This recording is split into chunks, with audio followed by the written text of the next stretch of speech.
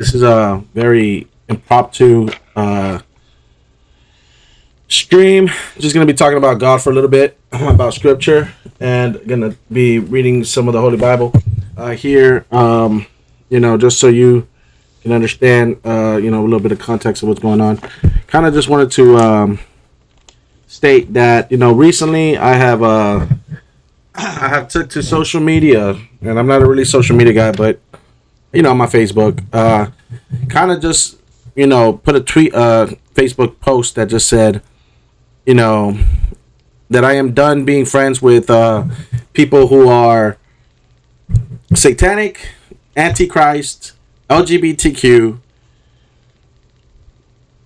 racist, haters of Salvadorian people, including Donald Trump, including Ben Shapiro, and who are racist as well, including Charlie Kirk, I wasn't even friends with them, but, and those are famous people. I'm not that famous. I'm not famous at all, actually, but I still know some people, right? And basically just like really trying to get rid of people who don't believe in God, getting rid of Antichrist, like I said, satanic, pagan, and I realized, that I might not have that many people that are those types of people because I've never really wanted to associate with those people. I've always wanted to associate simply with people like me who believe in Christ.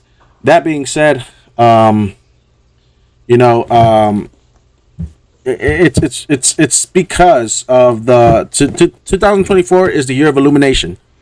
For us, it's going to be the year of forgiveness, the year of Jubilee, and basically, those things are coming to light. A lot of things are going to come to light. It's the apocalypse for some of these people.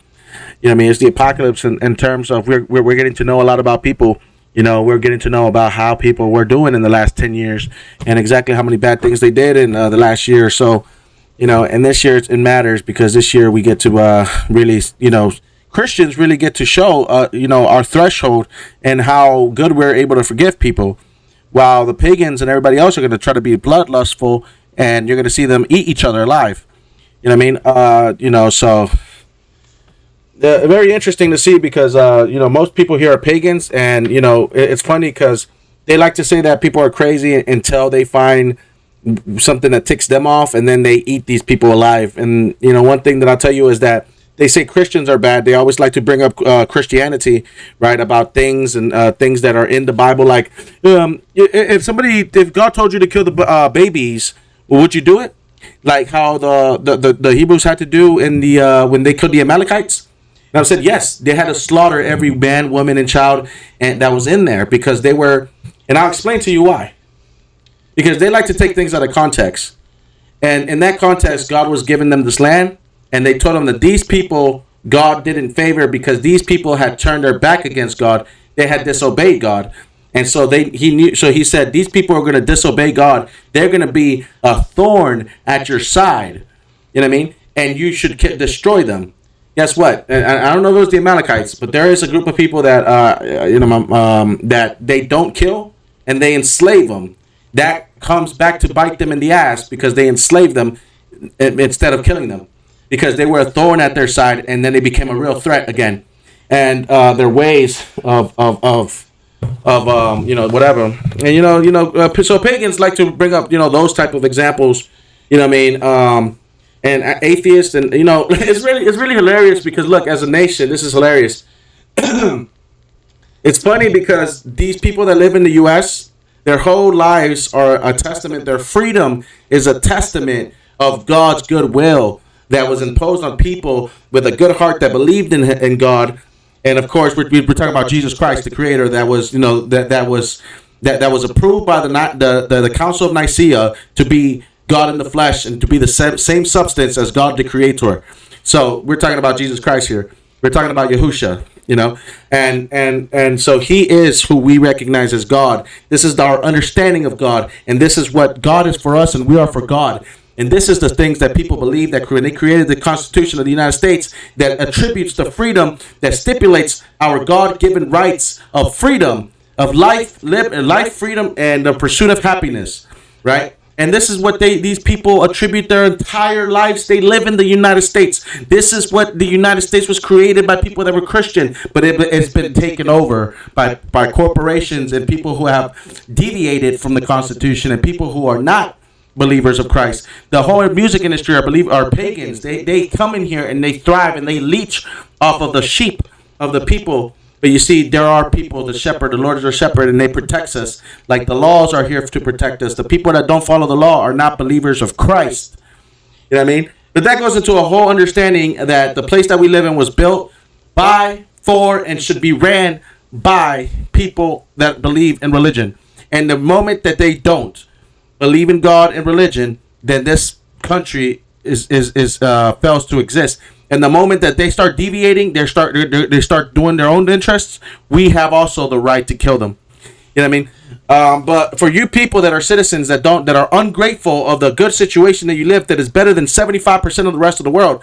Let me tell you, because you don't know real suffering. Let me tell you that I come from a third world country. My parents come from a third world country. We know what evil is. We know what good is. We choose good anytime. Especially in a third world country where there's what's called the world's deadliest city. I'm talking about El Salvador, that was named after the Savior, that was named after Jesus Christ, and that was called the world's deadliest city. And I'll tell you right now that we know evil, right? More than many people would like to know, definitely. And there's only two lanes. There's only two ways about this, and they go in opposite directions. One of them is with God. The other one is with the devil. You know what I mean? So you want to be going with God to heaven. You don't want to be going in the wrong car, opposite direction, straight to hell. You know what I mean? I'm telling you.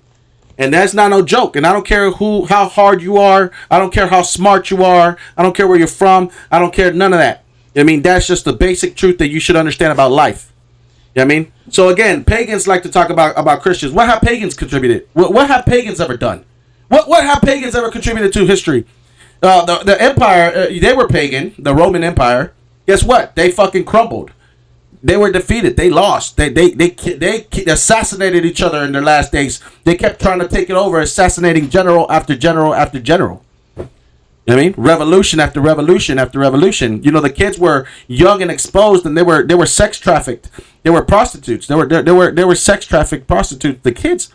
There was people killing each other. There was all type of bad stuff in the Roman times, the Roman Empire. And guess who saved all of that when the empire fell? Christianity. Even though they like to persecute the Christians is who it fell towards. And guess what? The gauntlet fell towards them, and they were able to keep it up. The archbishops and the network of churches is what helped stabilize that region after the fall of the Roman Empire, that kept a semblance of order around the place. And that is what you attribute your European nations that would have been taken over by barbarians, you know what I mean, and by Persians, which was your worst enemy, you know what I mean? They relied on the Christian archbishops and the network of churches, and they relied on them who still had a semblance of order and hierarchy and network and through them a stability, and through them that's where the people flocked to. Because imagine that's what would happen in this country if everything collapsed. You would go to your churches and you would band together in faith, right? And that's what you would do when as everything is falling around. You go to your church and you'd band together in faith, right? And in those times, that is what attributed to the rise of Europe again, that saved the European nations. That was where you got England being the superpower because of those things. That's why they adopted Christianity into their fold, and by proxy the United States, as well as the understanding of Christianity, as well it attributes its existence based on Christianity that lasted through 2,000 years while every other empire fell. They were able to regroup and regrow with the faith of Christ in them. So I don't know. So again, tell me, what have pagans done? If you want to go to a pagan nation, go over there and see how you like it. Go ahead. You know what I mean? Go to these places. You can travel. You can get on a plane and go to your pagan nation all you want. You can go to, whatever, atheist, scientific. I don't know, the scientists, they want to create their own nation.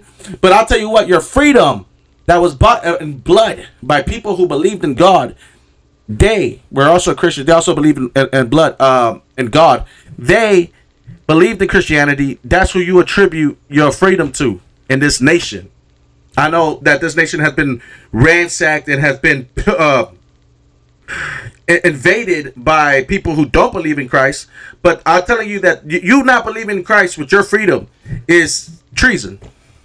You are a threat to my freedom now because you are pushing agendas that will lead us back into destruction, not into what built this great nation. You know what I mean? So I'm being 100% solid, 100% on my shit.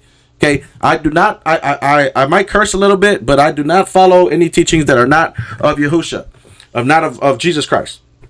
All glory be to His name.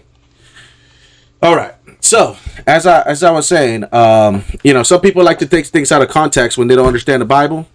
I was lost, so I'm not here to judge. But although that's what, like I said, I will say this: that the people that don't have no mercy, and the people who are truly conniving, the people who are truly evil, are those who are not Christians, that are not religious or episcopal or evangelist or anything. But I will tell you this: you got to watch out for what kind of sect you're into, because these are also people like Jehovah's Witnesses.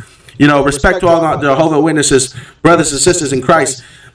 Their organization has, hidden some of the things that happen, you know what I mean? And some of the sex scandals and stuff like this. Everything comes to light at one end and the other. But there are people who come and they try to create a culture, and those people that try to create one, they're not exactly following Christ's teachings. They are trying to be false prophets, and that's what they are, false prophets that try to create prophecy, and they try to make it happen, to make it so. They want to witness the rapture. The one in the case of Jehovah's Witness, the founder of that wanted to. He believed that he would see the end times. He believed that hell was on earth. He believed that the World War I, that Hitler was Satan, and that he had opened the gates of hell, and that had unleashed the war, the First World War, and in that.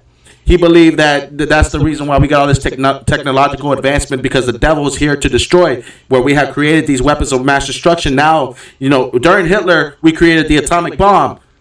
When they were created, Oppenheimer, when they were trying to create that, they literally, these theorists, these physicists, and these scientists created something that they believed could destroy the universe, our planet, and that could destroy our entire planet. Because they didn't know what they were messing with, their calculations, their math. They had a fear. If you watch the movie, it shows you at the very end, what he really feared, which was, the destruction of our entire planet and our entire world and our entire universe. That was what he feared because of his calculations. And so, you have to understand, this is how, this is serious. And they created that because they feared that the Nazis were gonna bomb us. That the Nazis were trying to create this. But it wasn't them that created it. It was the U.S., right? And again, why would they created that? Because out of fear that other people would create it first, and that changed the landscape of not the U.S. but also of war in general. And then they ended up using it on Japan, or I think it was Japan, or was it Taiwan? No, it was Tokyo, Hiroshima. You mean? They used it on Hiroshima and Okinawa, killing hundreds of thousands instantly. You know what I mean? Instantly, right? So that changed they like to chalk it up that this saved lives, but it changed the landscape of war forever. I mean, now 100 years later, they have enough weapons to destroy every nation and to change the course of human history, to destroy human history. Now that's where we're at. It changed everything out of fear. You know what I mean? So, that being said, right, like I said, your freedoms are a testament of God, and things like that. Honestly, I don't trust people that are not Christian, because even scientists, like I said, that would build something so diabolical that it's because out of fear. And the reason you have fear is because you don't have Christ on your side, and you hate humans enough, and you fear that humans will be more evil than you. You know what I mean? That is what I believe is true cowardness. I don't care how smart you are, and the reason that you're smart and you use your mentality, your scientist, your smartness for evil means is because of that fear. And you get some of that feeling at the end of Oppenheimer when you see Albert Einstein talking to Oppenheimer, two great minds, and they both are scared out of their mind because they even think. You see, the thing that Albert Einstein feared was kind of a little bit bigger. I think because Albert Einstein was smart, but he was brave. and he was also somebody who understood, you know what I mean, the war, the implications of what it could actually lead to. Oppenheimer was creating something. He felt that his calculations, his mind was trailing, you know. Look, I like that movie. That movie's a good movie. But at the end, Oppenheimer was thinking that they could, he himself could be part of destruction of the world. And then, and Albert Einstein was like, no, you're going to get it right. But what you're going to do is going to lead other people to do something that's going to mimic you, and they might not be as bright as you, and they might destroy the world if we don't destroy ourselves first. So it was like this thing, you know what I mean, of a change of dropping an atomic bomb on people that had never been precedented before, and they killed people instantly. You understand? Such power. You understand? Now we have nuclear. That's way bigger than that. You know what I mean? And it's way more devastating. And so understand that came from the minds of people who you believe are geniuses, but they had a fear of a lack of faith, and the lack of faith of other people who they thought were weird, who they thought were evil. And it turns out that they didn't find anything that the Nazis had. They didn't really confirm that the Nazis had any of that. And even afterwards, they used it on Okinawa and on Hiroshima, which were not the Nazis in the first place. So they thought it was that ethnic, you know. And at that point, you have to understand that the military, it just got it as a military weapon. And that's what will happen to everything that is created. You know, everything that's created has a military function. And I hope you understand that. You know, from your cell phone to everything else, it has a military function. You know, somebody can make a freaking bomb out of these things. You know what I mean? Like, you know, I don't know. But, you know what I mean? The point is that people, you know, that's how it is.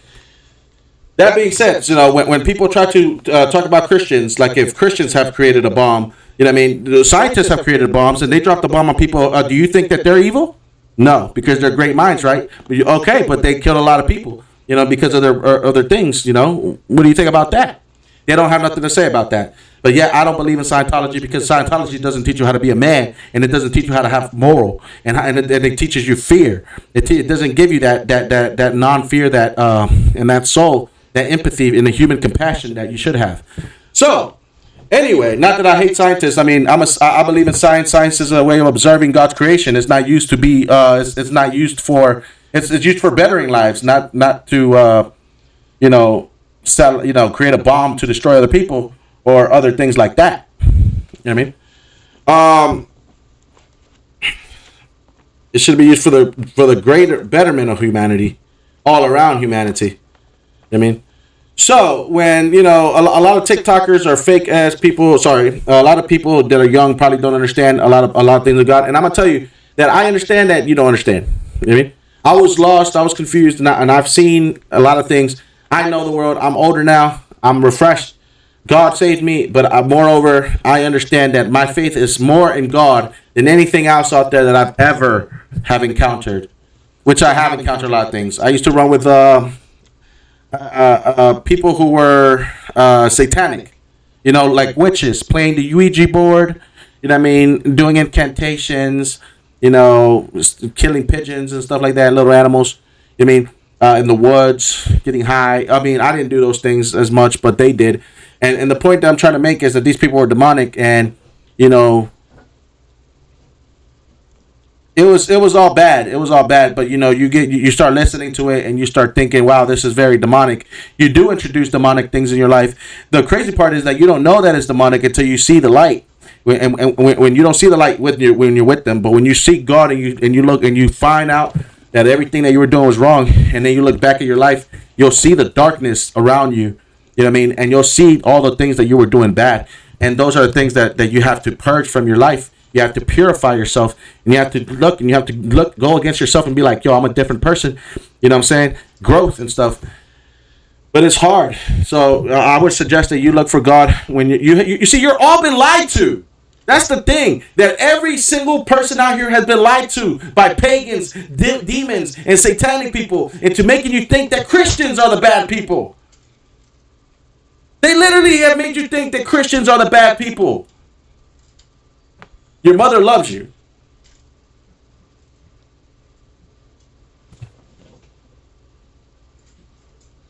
Did she tell you about the demons, or did she tell you about God, about Jesus Christ? You understand?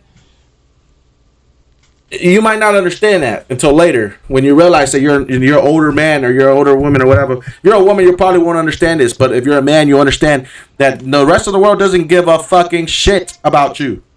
Okay, and that the only woman that you should ever trust in your wife in your life is your mother or your grandmother, and the second person should be your wife, who trusts and believes and looks up to your mother and your grandmother. You know what I mean? There's no other way. There's no other way. You know what I mean? If a woman doesn't treat you better than your own mom, she doesn't love you. You know what I mean? A woman that wants to be there for your wife, she should be in touch. She should call your mom her mom. She should call your dad her dad. You know what I mean? This is a person that loves you. But a girl that tries to separate you. Look, I might even spit some game to you. You know what I mean? For my viewers out here. I even spit some game to you. That a woman that loves you will be cool with your moms. And she'll call her mom. And she'll listen to her. And she'll take advice from her. She'll never want to separate you from them. It's just natural for you to move out your parents' house when you go with your wife once you're married. And you're supposed to get married before you have sex and before you have kids. But a lot of people don't do that because you live in a pagan world where you have been hypersexualized and lied by Planned Parenthood, who have kept you weak and subservient to them, and that is why your life is a mess. And that's why women won't understand that, because they are indoctrinated so deeply and spoiled that to the point that they actually believe that we are the devil, and that it's not demonic forces that are taking them down into hell, but that is us. You know what I mean?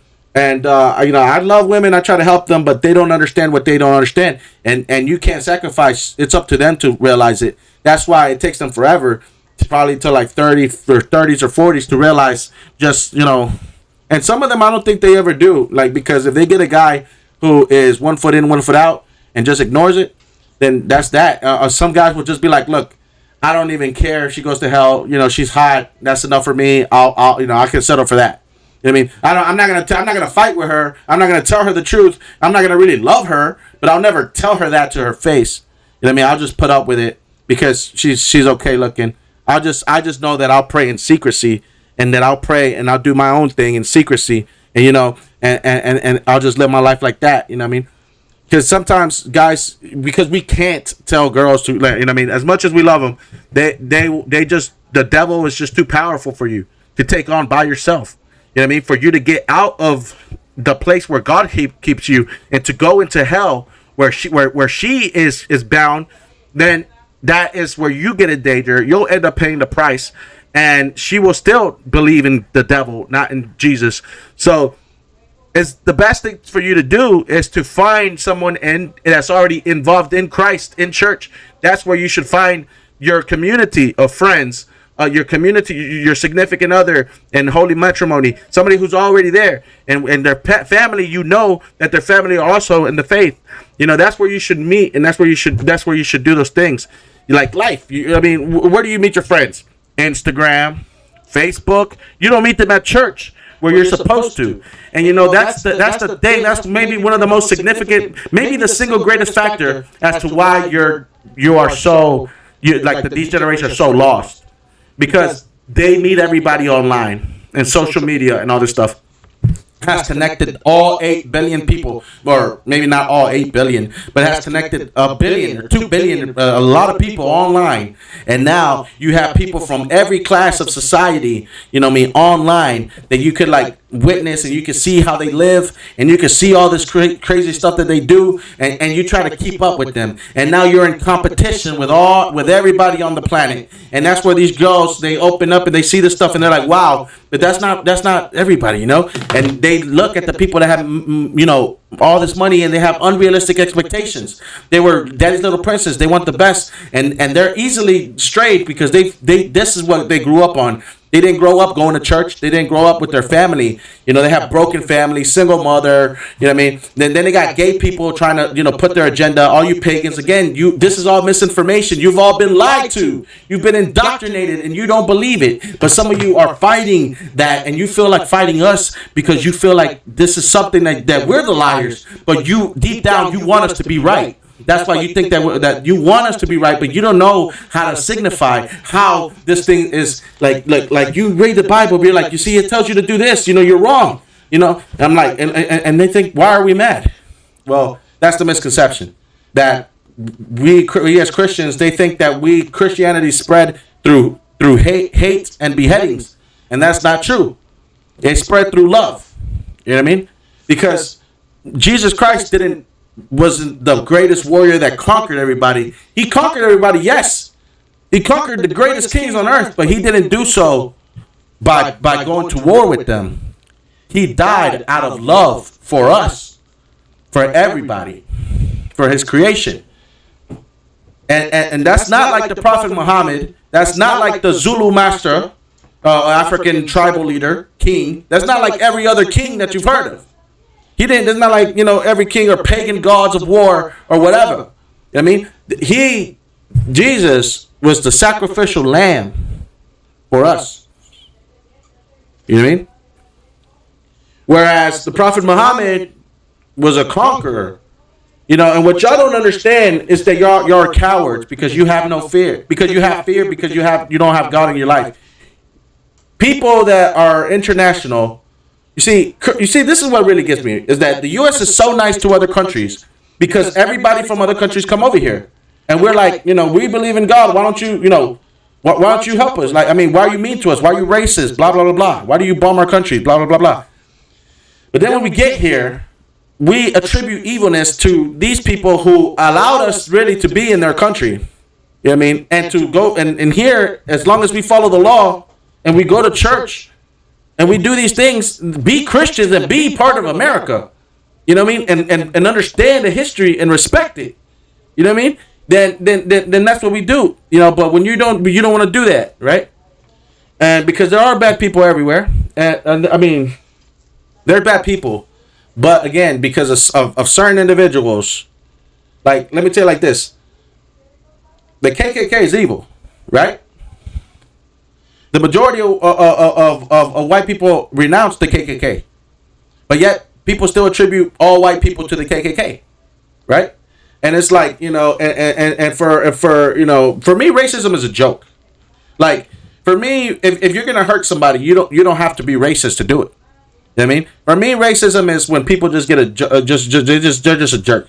They're just being a jerk today because they're pissed off because they just had enough of the nuances of they're taking away our rights. The economy is fluctuating and is messed up. I'm broke, living paycheck to paycheck. If somebody gets in the way and I just had enough, I'm just gonna call them a racial slur. That's a joke to me. People that call me this and that, I'm like, you're pissed off today. You know what I mean? It's like, I'm not going to take it seriously and say, oh, you're George Zimmerman. I gotta hunt you down and whatever. That is the generation that has grown up because they've seen all this stuff and been desensitized to it. And I'm saying, if you want to feel patriotic, the best patriotic thing you can do is be a Christian, to be a religious person. If you want to be stoic, the best thing you can do is become a father, a deacon, a priest. You know what I mean? Those are the most stoic people that have to do selfless. And they have to give their entire life in devotion to Christ and to help. They live some of the most stoic life. It's so difficult. You know what I mean? And so lonely, so hurtful because they got to die for Christ. You know what I mean? And yet, you are just wrapped up in the economical situation, which is a very troubling thing because y'all have allowed the behemoths and the corporations to take your rights and because you're fighting amongst each other. And that you didn't realize that the devil has already crept into has deviated from the Constitution into our government, is now making laws that are not for our freedom and our God-given rights. They're for themselves and their own benefits. So, conclusion, like I said, that's what's going on. And like the best thing you can do as an American is to read this book, go to church on Saturdays or Sabbaths, find out which one it is. You know what I mean? Do your own research and believe in it, even if you don't believe in it, because this should be enough to give you faith. You don't need miracles. This is where their faith comes from. It doesn't come from watching miracles happen. It doesn't come. Jesus could come and fly down here and fix everything.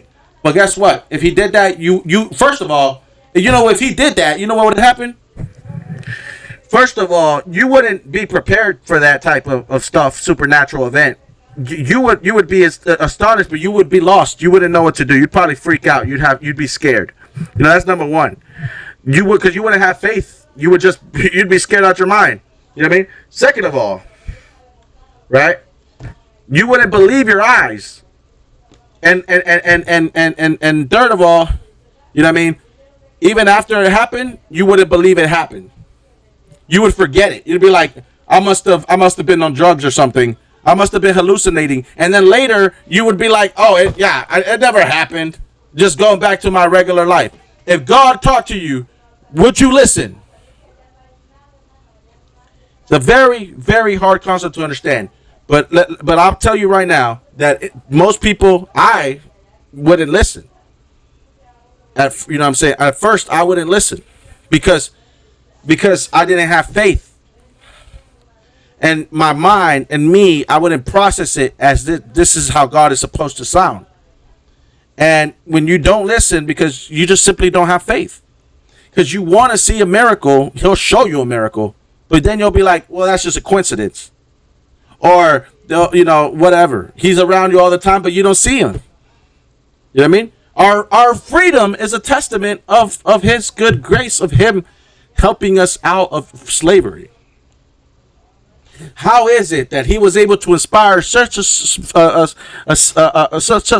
particular people, and that those people would be doing some great things to influence the entire world? You know what I mean? It's not a coincidence. You know what I mean? Everything points to there being a God and Jesus Christ. You know what I mean? I'm not dumb. This nation is a testament of my freedom, my life. Is a testament that he existed, and that I wasn't born in a place where kings and tyrants, are still taking over, and that we were slaves like the people in the past. Because if you look at nature, it's a wild kingdom. People will kill each other. How are we not killing each other right now? Testament to God's good grace and mercy that he showed us, that he bestowed upon us to love one another. You know how many of my ex and their boyfriends would be dead by now if it wasn't for God's good grace that he gave me to turn me around from doing those things. Like I said, we are people human beings are moral, right? Angels are sort of not able to be moral. They are just purely one-sided. You know what I mean? Like, they're purely good, but they're not able to, they don't have the same needs that we humans need. They don't have the same wants and desires and needs that we have. You know what I mean? And then beasts are instinctual. They go off of pure instincts. You know what I mean? That's why when sexual morality is like you becoming a beast, is like you're an animal, because you're just going off of dopamine receptors off your genital areas. It's not even leading to procreation. That's why it's an abomination and it's unnatural. Right? But that's what these people do all the time. You know what I mean? They're filthy animals. But even animals, this is your mind is working at a lower frequency, at such an instinctual, base, primal, function. So, anyway, but it is something that we're inherently with, and that we are all kind of subjective to. This is why you got to control your mind. And I think that if you were raised right, you have a natural, immunity to this stuff. And it's just to hone and to grow it. You know what I mean? Because you never should underestimate the influence and the power of the devil. You know what I mean? If you're a Christian kid and you're like, I don't need to hear this, you're a good person, you don't need to hear this, that's fine. But there's going to become a time in your life, more than likely, that you're going to be in school and you're going to be surrounded by people. You're going to go to a party, you're going to be surrounded by people. And these people, I'm going to tell you right now, you should never underestimate the power of, or never underestimate bad people corrupting good morals. You know what I mean? Because bad people will corrupt good morals, and if you're surrounded by a party of them, they're not gonna listen to what you say, because the devil will be working their things with them, and you're gonna be like hush mouth, and soon you're gonna join in on the drinking and the festivities and the wet t-shirts and beer pong. And, getting laid and getting motorboated, getting a motorboat by this, chick with big tits, the one that, you're just gonna it's gonna hypersexualize, and all these things that are gonna attack you are gonna tempt you into temptation, into sin. You know what I mean? And once that happens, he got you, and that's what happens. You know what I mean? And so, or if you're in the hood, and you see your friend sinning, one day, you're gonna think about sinning too. Like like that's the only avenue on what to do to get out.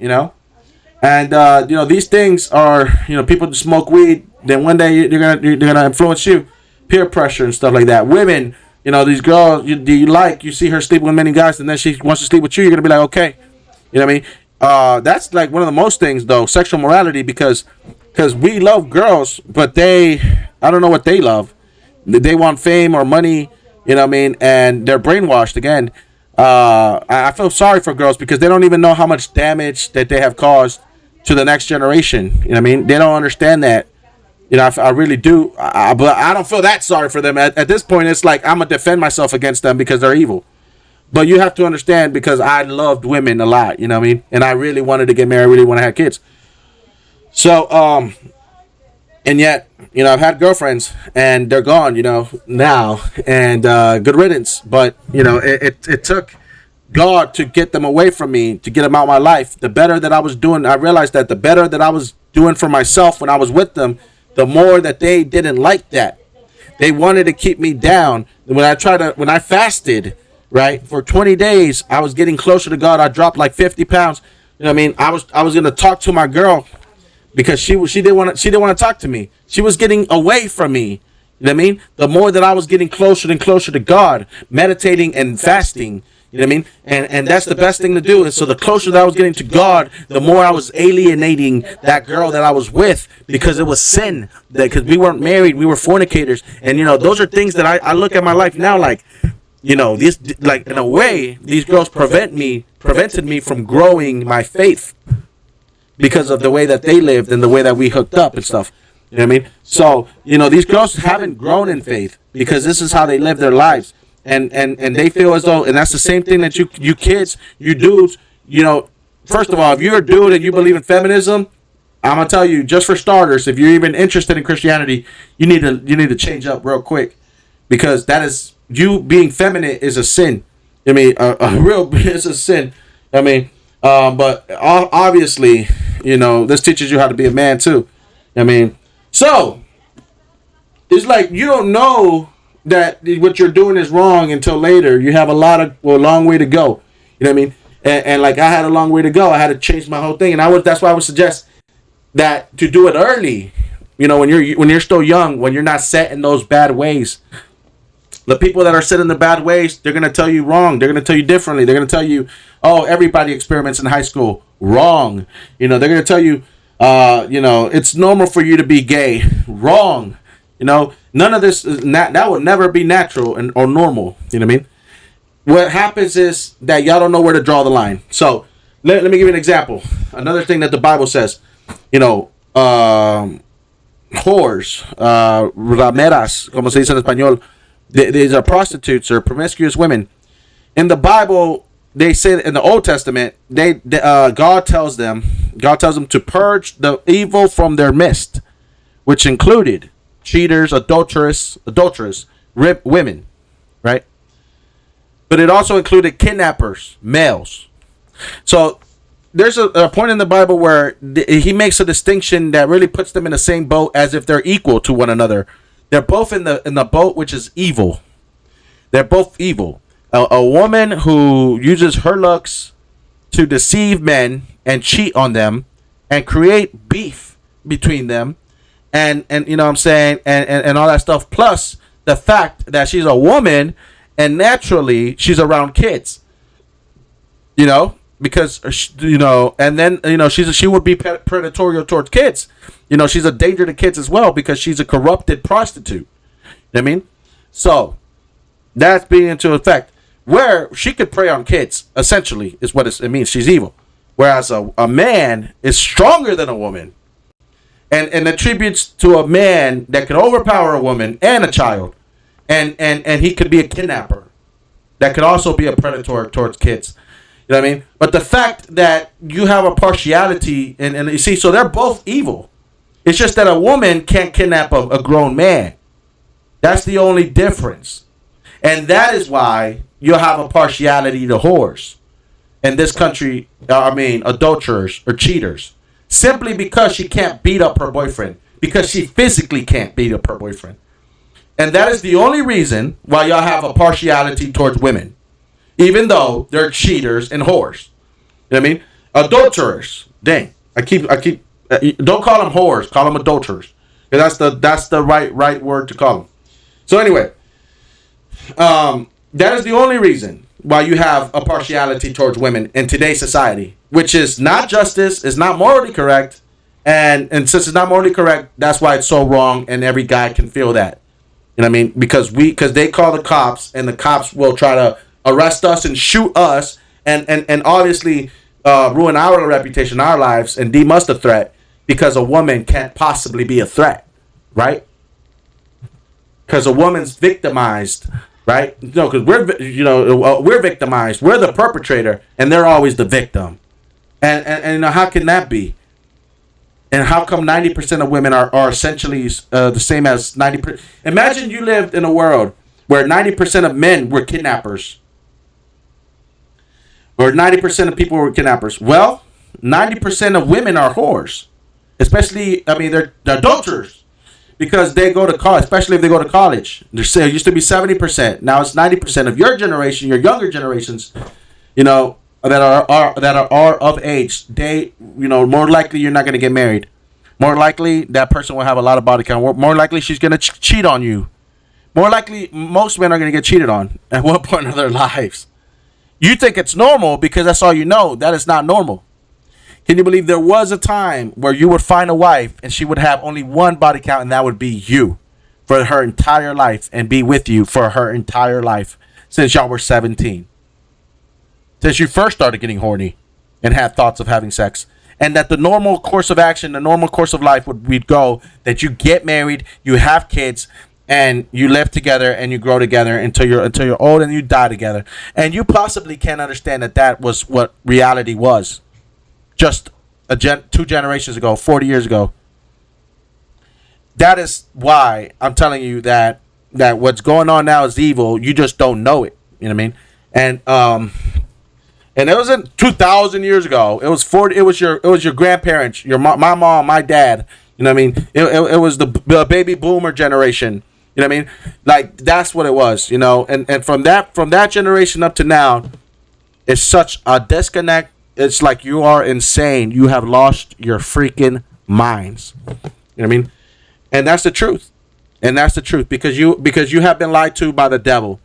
You have been lied to by a secret occult Illuminati that crept into MTV, you know what I mean, and manipulated your television sets and hypnotized you and spread propaganda, by evil people in politics that have made laws and taken away your rights, and have made laws and have made the rich richer and the poor poorer, you know what I mean, and have subjected you to slavery, 9-to-5 jobs that you can't even use anything, and Planned Parenthood, another evil thing that you should aim your scopes at, you know what I mean, Planned Parenthood, because Planned Parenthood is also the people that brainwashed, and you know what, the brainwash your young women, specifically your young women, and that is not part of a healthcare thing. You want to know why? Because they didn't have counselors for the young men. They only have counselors for young women because they're trying to trick these young women into feeling okay about killing their baby so that they could pay that money to them, and they can spread an agenda that is basically eugenics, racism, supremacists, ethnic cleansing, and control over like red district lining, minorities in this country. I mean, that's what it was. While hypersexualizing them and breaking the family structure, and prostituting the woman, the colored woman, the minority woman that is on this this chaste system, this caste system where they are the lowest of the low, where the India, the natives is all the way at the bottom, and then the white European girl is at the very top. You understand that? And y'all fall sort of at the bottom, so therefore y'all shouldn't rise up in numbers. Y'all should be controlled and still remain the minority, so that their chase system, they can be the best, and they can be elitist, and they can be kings and queens again, and they can be at the very top. You understand what I'm saying? And it's a reflection of racism and classism mixed into one. Eugenics. You know, they're the same ones that want to create giants and a superior race while they ethnically cleanse people in Central America like they're doing now, like they're doing in Hawaii, where they're burning the crops and they're burning places. Same thing with Central America, Honduras, where they're burning the places because they want to kill those people because they think those people are less evolved creatures. That's why you shouldn't care about them, and they're taking up places in the world. Then when they come after those people, they're ethnically cleansing them. Then you won't care because you're thinking that they're less evolved people and human beings. You know, and then the scientists will pop up and say it's just Darwinism. So it's just natural selection. There's nothing natural about this manipulation where you try to play God. You know what I mean?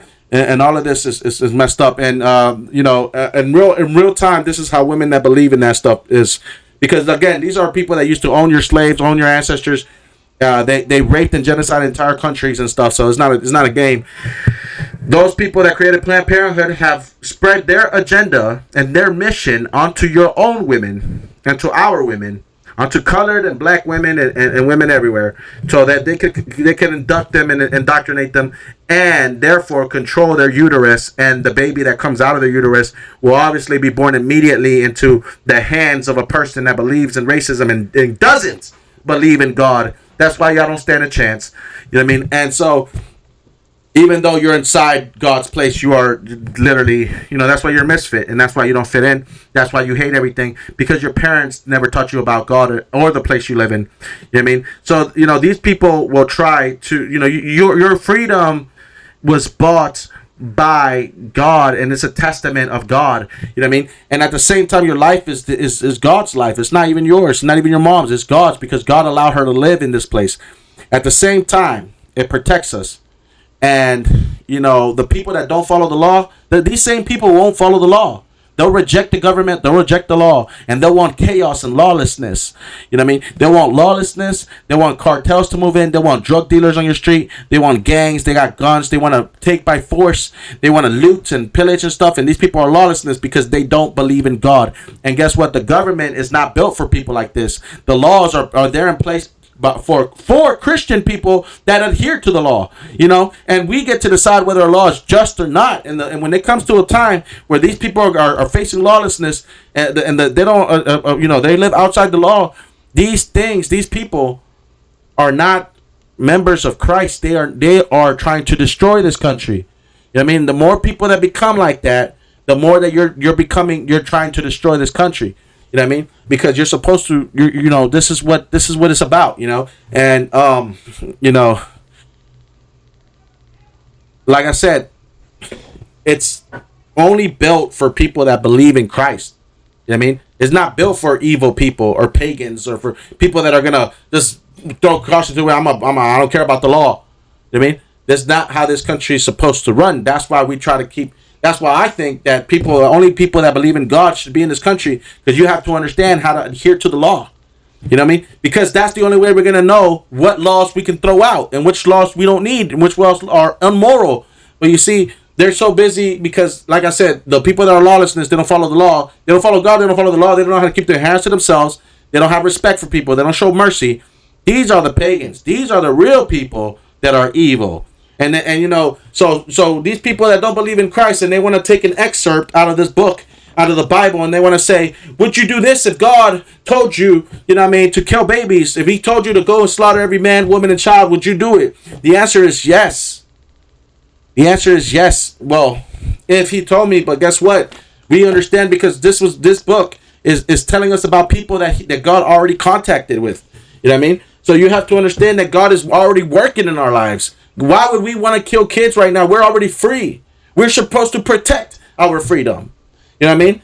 Lest some other thing come and you know what I mean? We already have laws. We already done that. They already went through that. You know what I mean? The point of the matter is, the reason they had to was because, you know, you have to take things out of context, is because at that time they were travailing into different countries, and in those countries God had said that those people had defied him. Those people had become evil, and that if you were going to follow God, your God that freed you, that you were going to have to do something for it. Rather, that if you wanted to follow Abraham's God and the people the Moses and everybody else, you had to pay. or Noah, and et cetera, et cetera, you had to pay the price, which is right at that these people are not believers of Christ. They are bad, and they are in your land that I've been giving you. I reject them because they have done evil on the land. And so, in order for you, if you want this land, you have to kill them. And you have to kill all of them because they're all evil and they will come back. And this is what you must do. And it's like, in order to get, you're like, yes, I'll give it to you. You're going to have to do something. You're going to have to kill everybody in this land. Like, why? Like, why would I? Like, why? Because this is this is what you have to do. These people are evil. I'm telling you this. Like, they're evil because they defied me. You know what I mean? And they have done evil in this land. You have to destroy them because they're never going to turn back from what they are. Who would know that better than God? Right? Again, you've been desensitized. You don't know where to draw the line. I still know what evil looks like. You don't. You're desensitized. So, and just like some of these people might have been innocent, but they might have been desensitized, they had to trust what God was saying. So when God told them to do this, it was because, and he told Yahusha a couple of times, to do this, and the son of Nun, and because he was the only one, let me put it to you like this: when the Egyptians, the Hebrews were freed from Egypt, they had to wander 40 years, But guess who didn't have to do that? Yahusha, son of Nun, Joshua. You know what I mean? Because he was the only one that was right, and the only one that walked with God, and he was the only one that was right and listened to God's commandments and listened to what God was saying. The rest of the people didn't. They disobeyed. They were trying to create molten calves. That's why Aaron had to die, and that's why Moses had to was mad at Aaron, and they had to kill Aaron on top of a mountain and leave him there because he defied, because he let the people go and worship golden statues and idols like the Gothic, calf. The Gothic people, calves and stuff like this, they were doing, what I mean? Because that were straight from straight from the bad influence of Egypt. You know what I mean? And the Gothic Empire and slavery that they were in Egypt. You know what I mean? Where they worship dogs and cats and, the hawks and stuff like this, animals and stuff like this. You understand? And so, they would worship the golden bull or whatever. You know what I mean? And or the golden ram, which the golden ram, who God makes fun of them by calling them the golden calf, because the horns, the little calf, they have little horns. You know what I mean? And the ox, they grow big ones, but he calls them the calf because they're little, because they're nothing compared to his almightiness. You know what I mean? But the point is that all of this stuff, the only person that was able to go into the land that was promised to them was Joshua. And the reason, and Joshua and I think it was Simon, or Joshua and one other person, in his family. And the reason why was because the rest of the people didn't follow what God had said. So you know what their fate was? Their fate was to wander the desert for 40 years. You know what I mean? That's why that's why they had to keep walking around the desert for 40 years. The only person that was able to enter into the promised land was Joshua, the son of Nun, and the other guy, which I forgot his name right now. But they were the only ones that were able to inherit the kingdom, inherit the land. So again, the reason why they killed those people is because those people were evil, and God had freed them and had wanted them to be into this land where they were going to take over. Okay, they were gifted this land, but they weren't just gifted this land. They were every enemy that they came across was handed to them in their hand by God. They were able to conquer every enemy that came across them. You know what I mean? Because they were listening to God's advice. They were listening to God. And God would confound the enemies just like how he wants. And that is how God's true grace comes over you when you're listening to God. He gives you the things that he gives you these things. That is, I understand. I know how this is, and that's why a lot of people are ungrateful. But God gives you the things if you listen to him and you follow his commandments. You know what I mean? But so he was giving them all the enemies into their hands, that to the point that everybody feared them. But these particular people, these people that they were going against, and the Amalekites, they had to be slaughtered because they were evil, right? Basically. And in those days, it wasn't, it was the only way. You know what I mean? If there's the only way to, do this. But at the same time, that's what they had to do. And the reason why they couldn't leave them alive is because, I'll say it like this, because they were a thorn. They were a thorn at their side. And if they weren't cut down, they would bring him down with them. You know what I mean? And they would corrupt the Hebrew people. They would be these thorn would become a pain in your ass, and the pain in your ass would become the biggest migraine in hell for you. You know what I mean? Like, you understand what I'm saying? Like, this thorn at your side would become a problem later. You know what I mean? So in order for you to follow God's commandment, and for order for you to be doing good, you can't let them live, and that's just how it is. And a lot of people and I'm not sure if it's the Amalekites now, because they conquered so many people. And there's another part of that story of Joshua that you should read. I mean, Exodus, Joshua, whatever. When they were going around doing these things, you know what I mean? At the Deuteronomy, at the same time, no, I think that was an Exodus, but Joshua went around, Yahushua went around conquering a lot of lands too, and that's where they ended up all the way in Israel and stuff like this. So the point is, and I think that's an Exodus, right? So in that point, the reason stands is the same thing, because you have to understand the nature of God.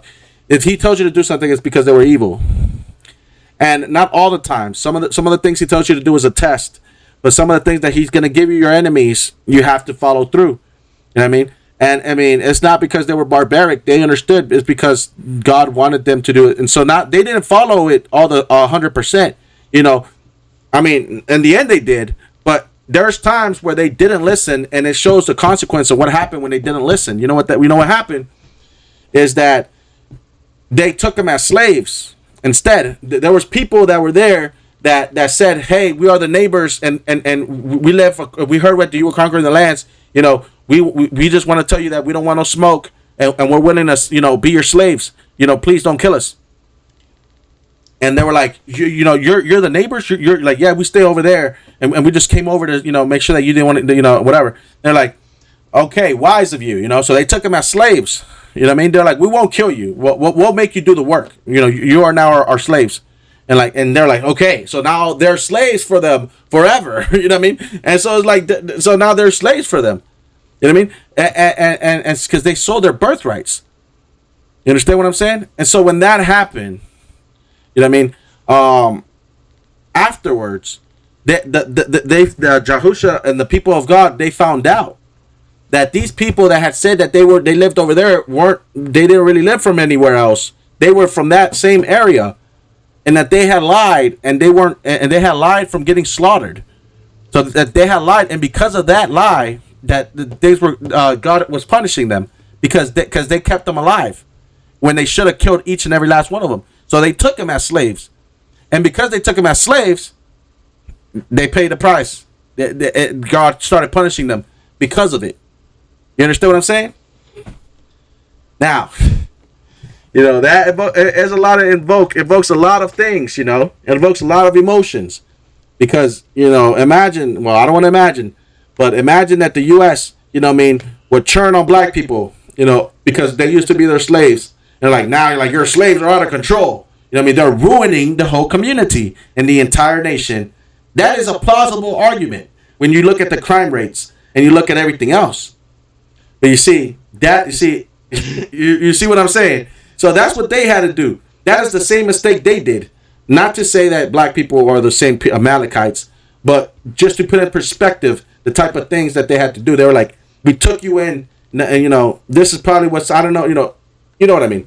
Something might have happened afterwards. The point of the matter is that's what they had to do, and God really, He tried to convince them, and talk for them, but it's at the end of the day, it's God's will. So the reason is like they were a thorn at their side, and that's why they had to cut them down.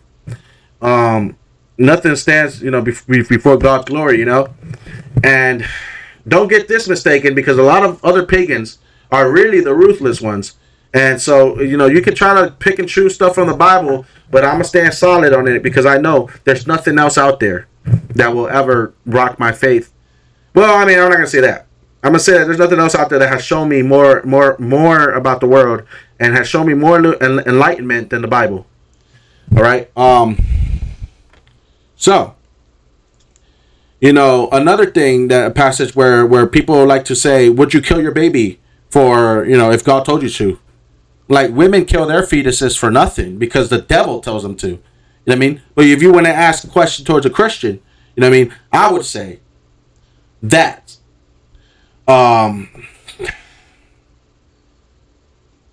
God would want to test me, and if he were to test me with anything with a child, I know the nature in which he would want to test me. So he wouldn't test me because I already read the scripture. I already understand what he made Abraham do. I already understand what Jesus came and told us to do, and what Jesus wants us to do, to love one another. So there is no reason to go against. You see, it's only a trying against you when you know it's something evil. You know what I mean? That's the whole point, because we know it's evil. But but these people, these pagans, like to act like we don't know if it's evil or not. Of course we know it's evil. That's why it's a test. See, when he told Abraham to take Jacob or Isaac up to what I'm saying, to was it Isaac? His son, to the top to try to sacrifice him. He obviously knew he loved his son, but God wanted to test him to see if he loved his son more than he loved God. And his son was not a kid. His son was older than a teenager. He was a young adult. He was in his 20s. You know what I mean? He was a grown man, basically, by today's standard. This was a grown man, but he was still subservient to his dad, his father. And his father was still there. You know what I mean? And he was going to kill him. You know what I mean? Because God had said for him to. And when he tells him, we're going to make a sacrifice for God. Okay, good. Bring the logs up, bring the oil. You know what I mean? I'll have the match or whatever. Okay, fine. And he lugs. He like, okay.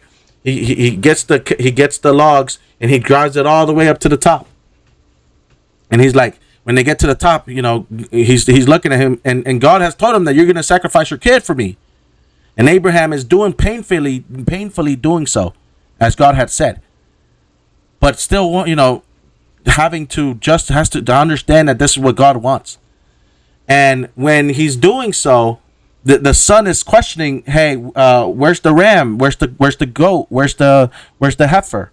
I mean, where's the animal that we're sacrificing? He's like, there's no animals here. And Abraham was like, I know. You know what I mean? That's all he said. I know. You know what I mean? So the son is sitting there. He's like, what? What's going on? He doesn't say nothing because he doesn't suspect. He doesn't understand that his father is going to kill him. You understand? And in that moment, when he put him down, and he was going to strike down. Abraham was going to strike down his son. In that moment, when he had his arm raised, and he was going to kill his son for God, because God commanded him to. In that moment, God spoke to him and told him, Abraham, stop. He said, don't do it. He said, you have shown to me that you love me. Do not kill him. Do not kill your son. You know what I mean? And in that moment, he saw Abraham's. What it says is that he saw a goat, or he saw an animal get caught in some bushes right where they were at. You know what I mean? Right where they were at was caught in some bushes. And he said, look, son, there is our sacrifice. Because God had gave him a sacrifice instead of his son. And that is the beauty, that he pushed Abraham to the limit, where he showed his love towards God more than his son. Because that is the testament that you have to take away, right? Or that you have the testament is that Abraham had to display his love and his loyalty towards God, which is very important, which is what you don't have, is loyalty, and his loyalty. That's what it was. People are like, that's evil. Well, I mean,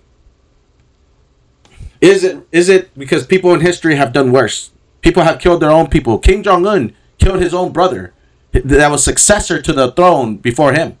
I mean, people, and wars, kings and tyrants and parliament and everything, they have assassinated their own family members, in order for them to gain power. I mean, and if just for context, but but God stopped him from killing his own kid because it was God.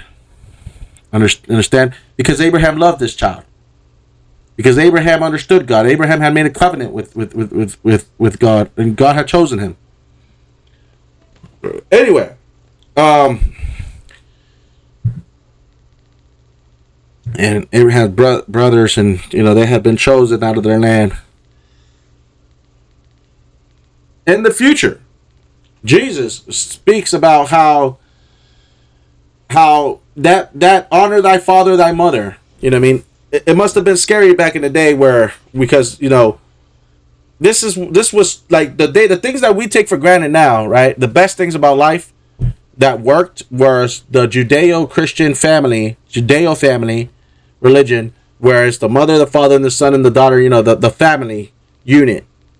That's why your pagan religions suck, because y'all don't have one. You atheists suck because y'all don't even know how to fucking do a family together. You gay people suck because y'all don't know how to create a real family. All of you suck because y'all don't know how to create a real family. The Judeo religion knew how to create a family, and that's what the baby boomer generation. That's what that the best time of America was when it was the husband, the wife, and the young kids that lived in suburban cookie cutter homes that was based off of the economy boom after 1960, after the war, after the GIs came home with the GI Bill and the baby boomer generation and suburbia USA. That was the greatest thing that everybody in the world wanted. That was the American dream. That was the American dream. For people that aren't greedy. You understand? I'm not talking about kings and rich people from over here that want to come over here and make the billions of dollars. I'm not talking about kings who want to come over here and get all the whores they want, like Drake. He wants to come over here and get all the women and wants to pervert the whole world so he can get any women wherever he goes. I'm talking about regular people that are good, that are moral, that believe in God. That's what they loved about America. That was the American dream, to be able to have a family, stability, a job, a house, and be in the greatest country with the best manufacturing, the greatest economy in the world. An economy that can support that for everybody. It is something that's so grateful that people that have. And that's what my parents came over here for. That's what immigrants came over here for. That's why everybody said that the U.S. was the greatest country in the world. And they achieved this, by the way, during the baby generation, the baby boomers' parents. And they did this right after they won a war. And they did this because they believed in Christ, based off the Judeo religion. Family. Which is the husband, the wife, the kids, no adultery, yada, yada, yada. Of course, social culture will say that that's not what happened. Of course, that's not what happened. But the idea still remains. So that's what it was. So a lot of, like I said, so in the new version, right, with the New Testament, with Jesus, he speaks about how, it must have been scary in that old times when Abraham, gonna kill his kid, and then, the commandment saying that honor thy father, thy mother. It really puts a kid, if you're a kid growing up in that time for so long, you really have this renowned respect, this deep respect for your parents. You understand? Or you must have, because, they'll kill you. And, basically, you got to do everything they say, and everything says that, right?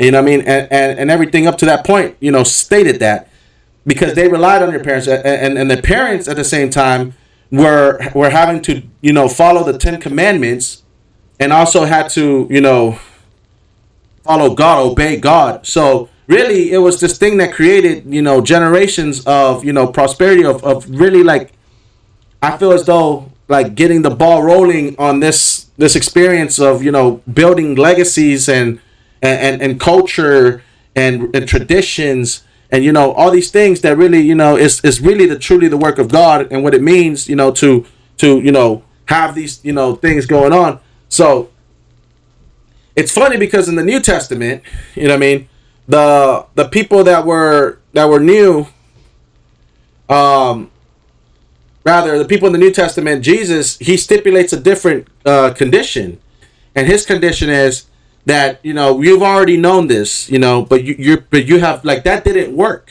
Obviously, the first things that happened when Jesus came to the world again, when God came and he showed himself and he saw his people, he knew what the Torah was. He wrote he was in the Tanakh. He was in the Torah, but he understood. He was the Word, right? He was the Word, and he read and studied. He knew the Word. Since he was a kid, he knew it, and he understood it. He knew it because he was God. Do you understand how beautiful that is? I don't think you understand how beautiful that is. It is something that you should be marveled at, and that you should think is beautiful, and that you should understand that, wow, he was inspired by the same book and the same words that we have. God. And so basically, Jesus stated that he was going to arm the kids with something because their parents and the generations before them had failed at following the commandments, at following the Torah and the Tanakh. In my opinion, my humble opinion, was that the future was going to bring along something even greater, and that he was going to bring along something even better than before. And so he said, now I've already showed you, how to respect the Father. Now you'll respect the Son. You know what I mean? And when he now stipulated that he would give everybody a chance to have a direct connection with him, with nobody else to come in between, including your parents. Understand that, because that's something that some parents won't understand. Especially since they're used to the old commandments, where honor thy father, thy mother, which is just what you should do. But also, Jesus stipulated that at these times that he came and he saved his people, he needed the children to have their own deterrent, if you will, their own safety, their own defense, even against their parents that were also corrupted. You know what I mean? So in case of any corruption, which is just human nature, he stipulates that, and he insinuates that now you should respect him directly more than anybody else, and that he is your God, and he is who you should follow. Not your parents, not your sisters or your brothers, not your friends, not even the priest of your church, not even others organizations, but not no priests, not no bishops, not no prophets, not nobody. Him. Jesus Christ is the greatest teacher. No other teacher but him. That's what he stipulated. But he didn't say it like that. What he said it was like, I'm gonna arm you with a sword for you to defend yourself against anything and anybody. For the times in the end times, I could read the passage for you, but I'm just gonna summarize because it really takes a long time. Where he says, that in the end of the times, daughters will rise up against mothers, brothers against brothers, and sons against their father. You know what I mean? And at that time, everybody will be armed. That your greatest enemies won't be from a different nation. Your greatest enemies will be those inside your own household. And they will be your greatest enemies. But that's why he said he came to arm every man, woman, and child with a sword. For you to be able to choose to be with him and make your own destiny, regardless of what people want you to be.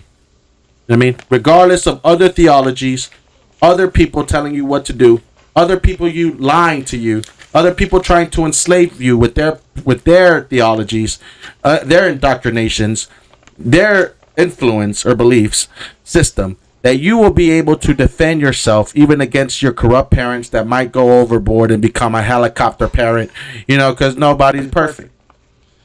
So the point is, this is even supposed to, that not you're not supposed to follow your parents blindly. You're supposed to follow Jesus blindly, and you're supposed to follow faith in God blindly, not anybody else, not even your parents, which is a very contrast difference to what people believed before.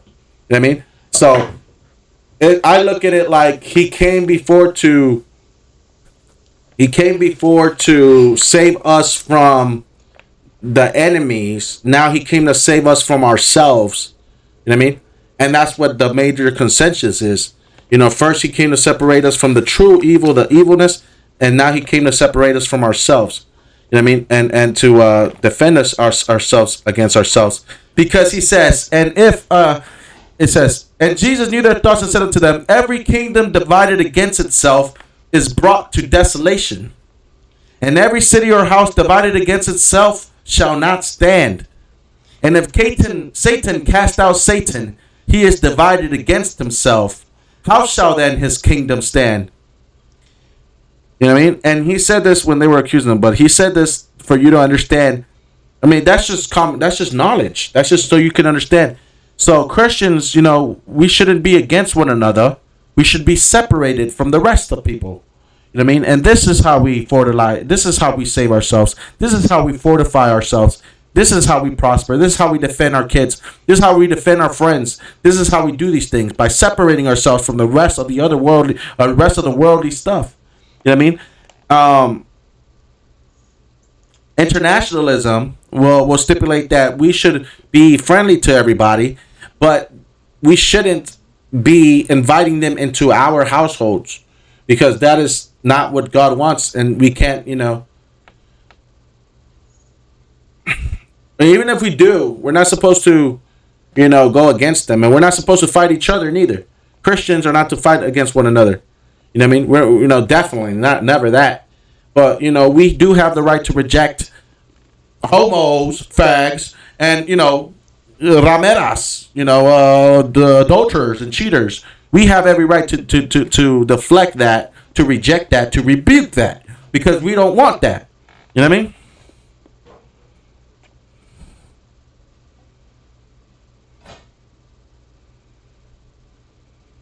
Look, either make the tree good and his fruit good, or else make the tree corrupt and his fruit corrupt. For the tree is known by his fruit. O generation of vipers, how can ye, being evil, speak good things? For out of the abundance of the heart the mouth speaketh. A good man out of the good treasure of the heart bringeth forth good things, and an evil man out of the evil treasure bringeth forth evil things. That being said, I don't expect anybody to see this, because I am in my room and I'm far away from everybody that you guys, and I'm not trying to do this to promote nothing. This is not for validation points. This is just what I do. I just talk about God, and I just feel like doing this so somebody could see. You know what I mean? But I'm not here to argue with you. I'm not here for validation points. I'm not here to say that I'm gonna go to heaven. You know what I mean? And that I'm doing something good.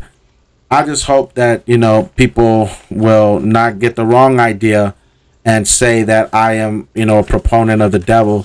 You know what I mean? And stuff like this, because nowadays, you know what I mean, I'm drawing the line. Like I said, I posted that picture that said, that I rebuke those people that are antichrist, blah, yada, yada, yada. I just had an epiphany. Maybe what I should do is just be cool about everything. Because, you see, nobody should know that I read the Bible. Nobody. So, you know what? Because that's virtue signaling. So, you know what? I'm going to go ahead and, I just had a change of heart.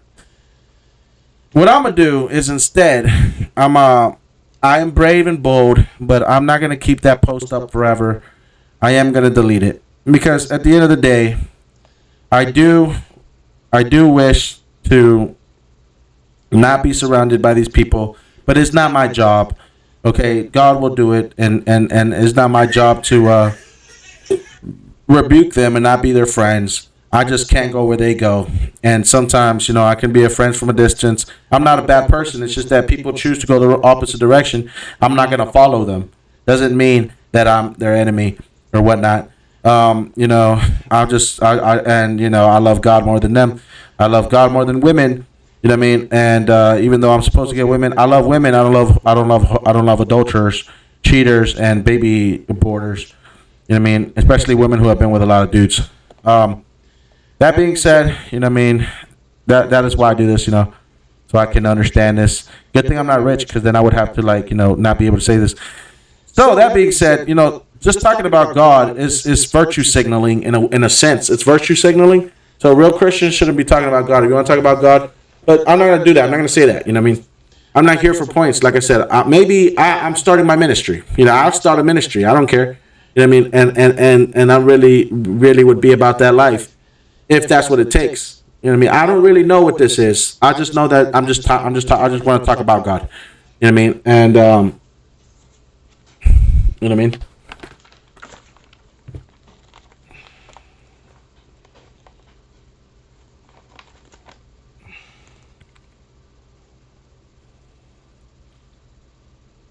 Now understand this. Now this is something you truly got to understand. And this is something that Jesus said. And of course, people that say that he's devilish, look, people that say he's devilish, there is no forgiving that. You know what I mean? And don't think that I don't know what you are. You are the people that killed Christ. Don't think that I don't know who you are. Those people that say that this is stuff of the devil, and that Jesus was Satan, blasphemy will not be forgiven in this life nor the next. I'll pray for you, because I hope you enjoy your life. You know what I mean? Because eternal damnation is next. You know what I mean? For everybody who says this is what they don't understand, that they are committing the worst sin that they can by saying that Christians are bad people, and that praying and that doing all this stuff is bad. I mean, you are literally committing the worst sin that you can, which is blasphemy against the Holy Spirit. Don't ever disrespect their methods of praying. Don't disrespect Christians that pray or the Bible, and do not try to insinuate anything about their practices when they read and meditate and fast and do whatever that God tells them to do. Don't do that. You know what I mean? Don't do that. Real G check. Anyway, now don't try to twist this, but this is what what Jesus said, according to Luke 25. And there went great multitudes with him, and he turned and said unto them, and if any man can't come to me and hate not his father and mother and wife and children and brethren and sisters, yeah, and his own life also, he cannot be my disciple. That's reminiscent of when he told Abraham to kill his own kid. I hate you, son. I hate. That's what I think. So that brings a new definition when you say I hate you to your mom and dad, to your mom and dad. Anakin when he told Obi-Wan, I hate you. You know what I mean? Hey, right after that moment, Jesus would have been like, come to me, come here. I mean, because Jesus will always present himself. You know what I mean? Jesus will present himself in those moments. You know what I mean? And he because he wants you to go to him. Look. Yeah, the path to salvation is a short and narrow one. You know what I mean? And whosoever doth not bear his cross and come after me cannot be my disciple. For which of you, intending to build a tower, sitteth not down first, and counteth the cost, whether he have sufficient to finish it? Lest haply, after he hath laid the foundation, and is not able to finish it, all that behold it began to mock him, saying, this man began to build, and was not able to finish it. Or what king, going to make war against another king, sitteth not down first, and consulteth whether he be able with 10,000 to meet him that cometh against him with 20,000? Or else, while the other is yet a great way off, he sendeth an ambassage, and desireth conditions of peace. So likewise, whosoever he be of you that forsaketh not all that he hath, he cannot be my disciple. Salt is good, but if the salt have lost his savor, wherewith shall it be seasoned? It is neither fit for the land, nor yet for the dunghill, but men cast it out. He that hath ears to hear, let him hear. So let me break it down a little bit. You know what I mean? You have to understand that this whole world is going to pass one day. And that when you're dead, all the ties that you had to this world will be gone, severed. If you want to make it to kingdom of heaven. And if you don't, then you can stay here rotting as a corpse. You know what I mean? And not ready to receive Jesus Christ. Okay, please say yes to Jesus. Please say yes to heaven. Okay, let go of your inhibitions and your fleshly desires. Let go of those things that you think are important in your life, because they're not. You know what I mean? You should be grateful for everything that you receive. That's why I don't understand women that, even your relationships, be grateful for the person you have. You know, even if you think they're broke, even if you think they don't have money, okay, they are on a track to becoming better people that are going towards Christ. You know, give them a chance. You know what I mean? Stay good. Stay right. Understand that we hate you and I can't stand you. You know, even though I love you. Because I love Christ more. And the kingdom of God is more important than me and you being lustfully in love with each other while the whole world burns with us in it. You understand? We have to understand this stuff. You understand what I mean? My crush, I hate her. I hate everything. I hate everything about her. I mean, she's a witch. But I literally hate everything about her. And yet, I still love her. Right? Even though, no. I won't say that. I'll say that is possible. You know what I mean? And it's saying that it is possible to love and hate somebody at the same time, because you love them, but you hate them. You have to hate them. We have to hate you. We have to hate everybody, because we have to hate everybody, because we're not attached to them. In order to break the bonds, like, you ever been in love so much that you had to find a reason not to love them? Because you know that it's like you have to let them go. That is love, when you have to let them go. So, a lot of people think that being happy, the honeymoon stage, that's love, and I don't believe that. I think that's when God is blessing you with something, you should be grateful. You know what I mean? For your time. But at one point or another, is God the most important person in your life? You know what I mean? Those are some things that you have to understand. And for me, it took me a while to understand that I have to be mad at everybody in order to put God above everybody.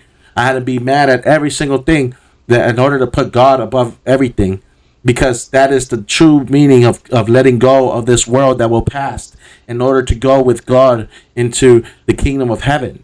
You understand? I cannot be tied to anything. You know what I mean?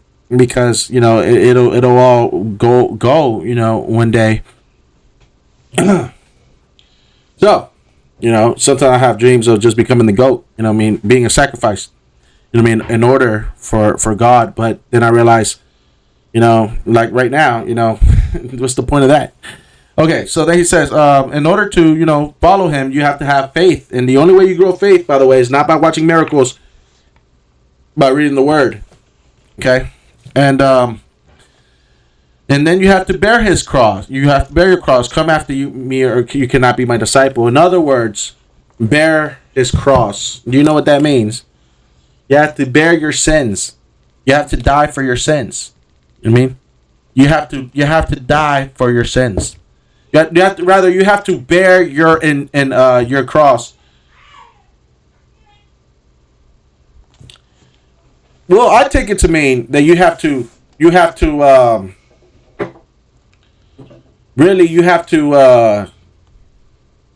accept what you've done, really repent, and really come to grips with what you are, truly. When you look inside the mirror and you realize what you are. And you have to be honest with yourself. And you have to understand that you're a piece of crap. You're a sinner. You're a liar. You're a cheater. You're a thief. You know what I mean? You're covetous. You're jealous. You're envious. You know? You have to bear those things in mind.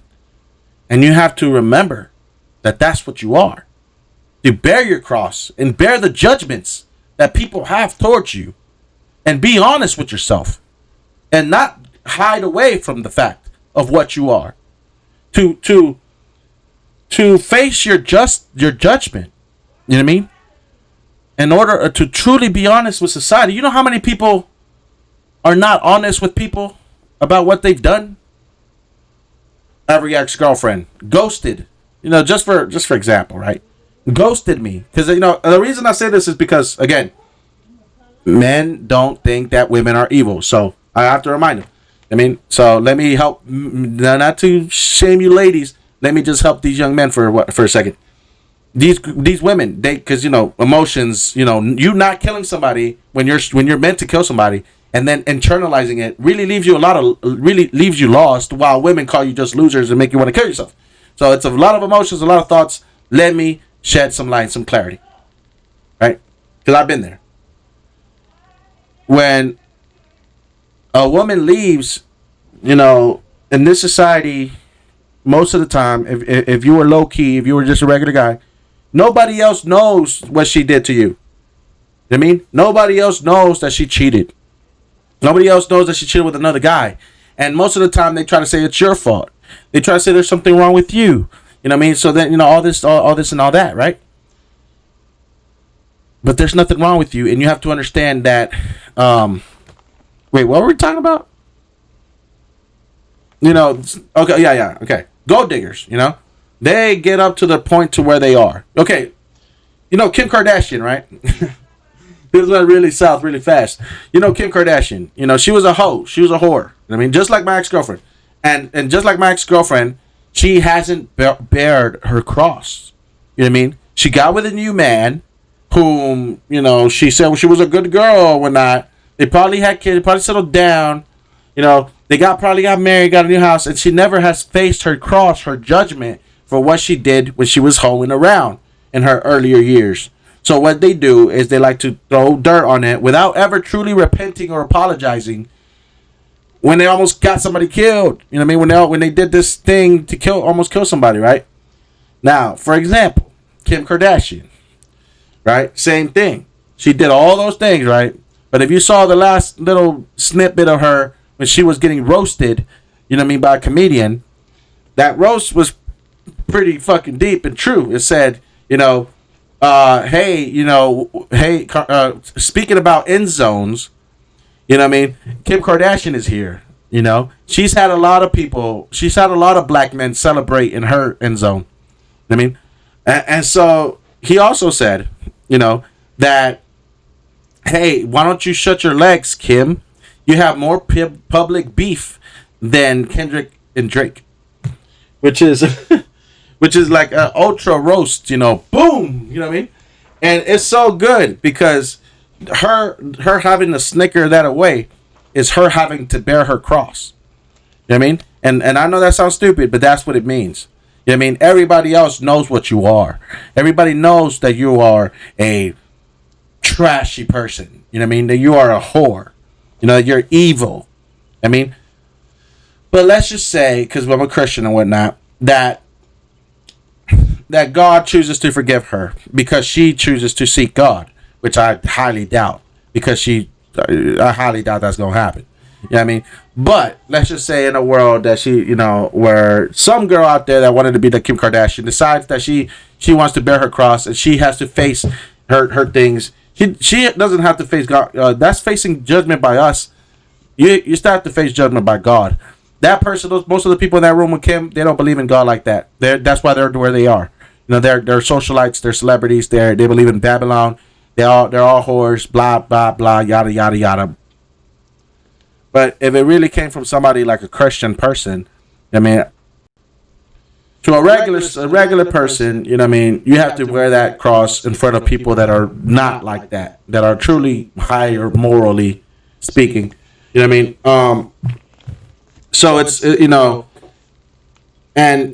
that's what it is. So a lot of people would fall back and fall down because they know that they're not that good. They can't stand. They can't. You're not that great. You know what I mean? You're not that good. You're not that good morally. You understand? You have to understand. How to like, imagine you're getting talked stuff about by somebody who's never would even consider doing those nasty things that you've done. You know what I mean, would you keep your cool then, or would the devil take over and say, "Ha ha," you know, well, you know what, what I mean, I enjoyed it, you know what I mean, or whatever that you would want to say, because most girls can't take that, you know what I mean. Most girls don't take that lightly, you know what I mean. So anyway, um,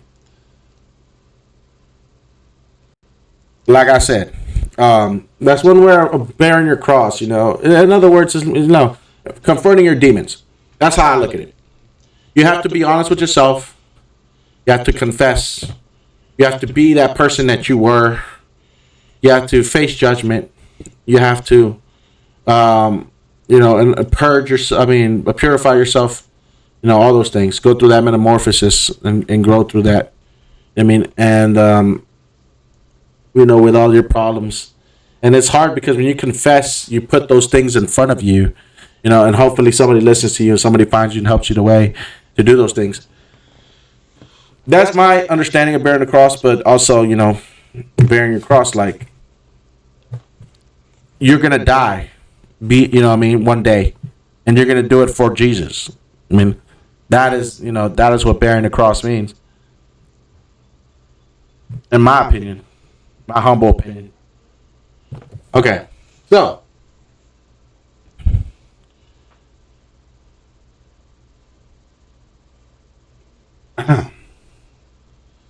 so that's what it is, and I think this was very good. You know what I mean? I think this went well for whoever sees this. I think that you were brought here to watch this. I think it was fate, and I really hope that you guys enjoyed it, and that you will subscribe or read a book or read the Bible and try to find Jesus in these days, because, like I said, there's only two roads, and there's either towards God or towards hell, and you want to be towards heaven, and it's a process. And again, I say those to those people that believe that the Bible is evil. Um, Final thing. When you say that the Bible is evil and Christians are evil, give me an example of a Christian, and an evil thing in this life that a Christian has done that is evil. You know what I mean? And compare that to it not being an isolated incident. Compare that to pagans and whores, and compare that to women that kill their babies and abort their babies. Compare that to Muslims whose religion stipulates that they should kill you as a Christian. You know what I mean? That you being from a Christian place, that they should kill you. That their religion actually stipulates that they should kill Christians, whereas we should be merciful and loving. So, you know what I mean? Again, I think that you don't understand what evilness is, and I think that maybe you're the sinner, and you need to really look at yourself if you think that Christians are the bad people here. You know what I mean? And much more worse if you think you should really look at it into yourself and really find yourself if you think that they're and somehow that Jesus was the devil, which is the ultimate blasphemy. You know what I mean? That you could do. You know what I mean? And understand, where did you get that from? Have you been lied? Are you compromised? You know what I mean? And see, what have pagans done for you, and what have Christians ever done to you? I mean, because I'll tell you, when I've been down and out, the only people that were there for me were people who wanted me to get high, and wanted me to get drunk with them, and wanted me to sin with them, but then didn't care about me. The girl, she would have sex with me. She would drink, she'd fornicate, but she would let me get jumped and whatever. Bad things happen to me. Friends who tell you that to drink and smoke are not your real friends. They don't really care that you're killing yourself, and they're not gonna help you. They won't even throw a punch for you. You know what I mean?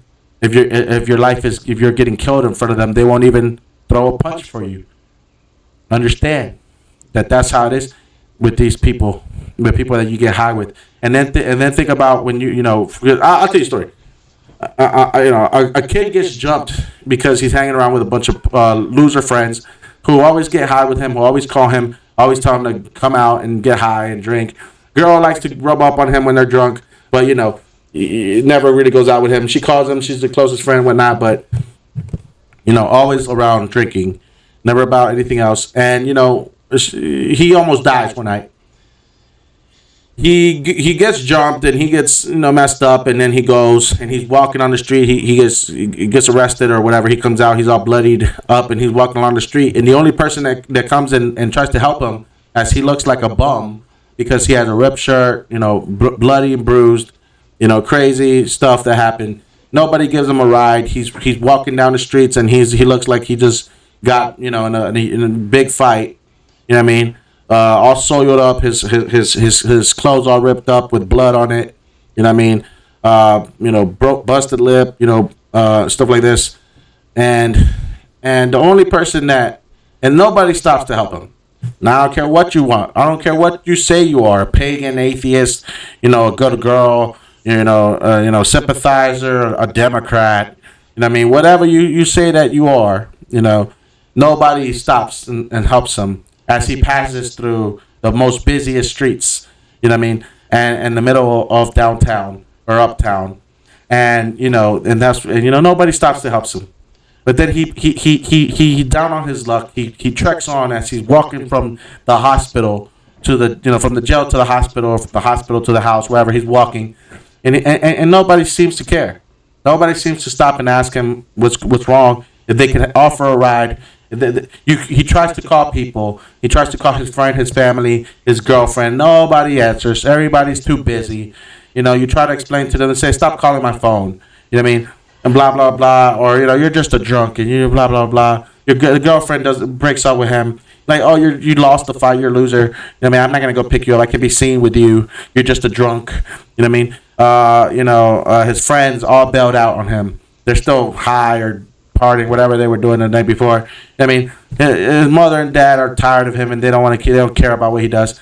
Everybody turns their back on him, and even strangers that you're just on the street, just passing him by, not paying him no mind, not even caring about him, not even knowing who he is, not even knowing that how he got that way. Nobody caring. Everybody just kicks you to the curb. Everybody just sends you down the drain, and nobody ever cares about what's going on in your life. Right? When you're in that situation, you just happen to stop by this Episcopal church, and they're having mass because it's Sunday, and you just decide to, you decide to just like limp to the side of the building on the sidewalk, and you're just going. You're like, whatever, you see it, and they have a little wall, on the side of the street, and you post up there. You sit there, you take a break as you listen to the bells ringing, and you just decide to do a quick little prayer in your life, knowing that nobody even cares about you, and nobody ever cared, and that all the people, all your relationships, when you hit rock bottom, they don't mean a thing to you. Your friends, your family, your girlfriend, everybody that was ever there for you, that you were there for them. Nobody cares about you when you need them, when you're really down on your luck, and then suddenly a person, a religious person, walks up and says, "Hey, I saw you." You know what I mean? And I wanted to know, are you all right? I wanted to give you a bottled water and some crackers and stuff. I saw you walking by. You know what I mean? And you're like, well, I didn't expect anybody to do this for me. Who are you? And you're like, that's okay. I also want to give you an extra, give you a prayer and send you on your way if you allow it. And you say, yes, I allow it because I believe in God too. You know what I mean? And and you allow it, and the person blesses you. They give you water. They tell you okay, and you feel, and they just made your day a tad bit better. And you realize something, that every moment in your life when things are going bad, you realize that the only people that have really that really been there for you are Christians. Because I belong to Christians, and I belong to religious people. I belong to God, and we are God's people. And we have to watch out for one another. And you realize that this is that nobody else, has control over you except Christians, and nothing really truly warms your heart except seeing, Christians helping each other, and clothing Jesus, and clothing God, or giving God to drink when he's thirsty, or sheltering him when he's homeless, or visiting him when he's in jail. And that this is common sense, and this is what true ethical morality really means. And you realize that all those people that claim to be moral, all those people that say that they have this moral justification, they try to virtue signal, that they try to convince us that they're morally correct. They don't know where to draw the line, and they don't help you, and they don't stop you, and they don't stop to help you. They pass you along as your life is spiraling out of control down the drain. They never cared, and they never will, because they don't really care about that. They don't go out their way, and they don't show random acts of kindness without having the need to be paraded for it. They don't just do it because it's what's mandated of them. And you realize this stuff.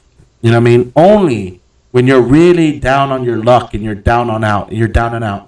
And for me, and if you're really good at this, you'll experience when you're down and out, and at the simultaneously when you hate everybody, and you really when you really turn your back on the world. When you turn your back on the world, the better. The more that you hate people, the better, because the better that you will find God.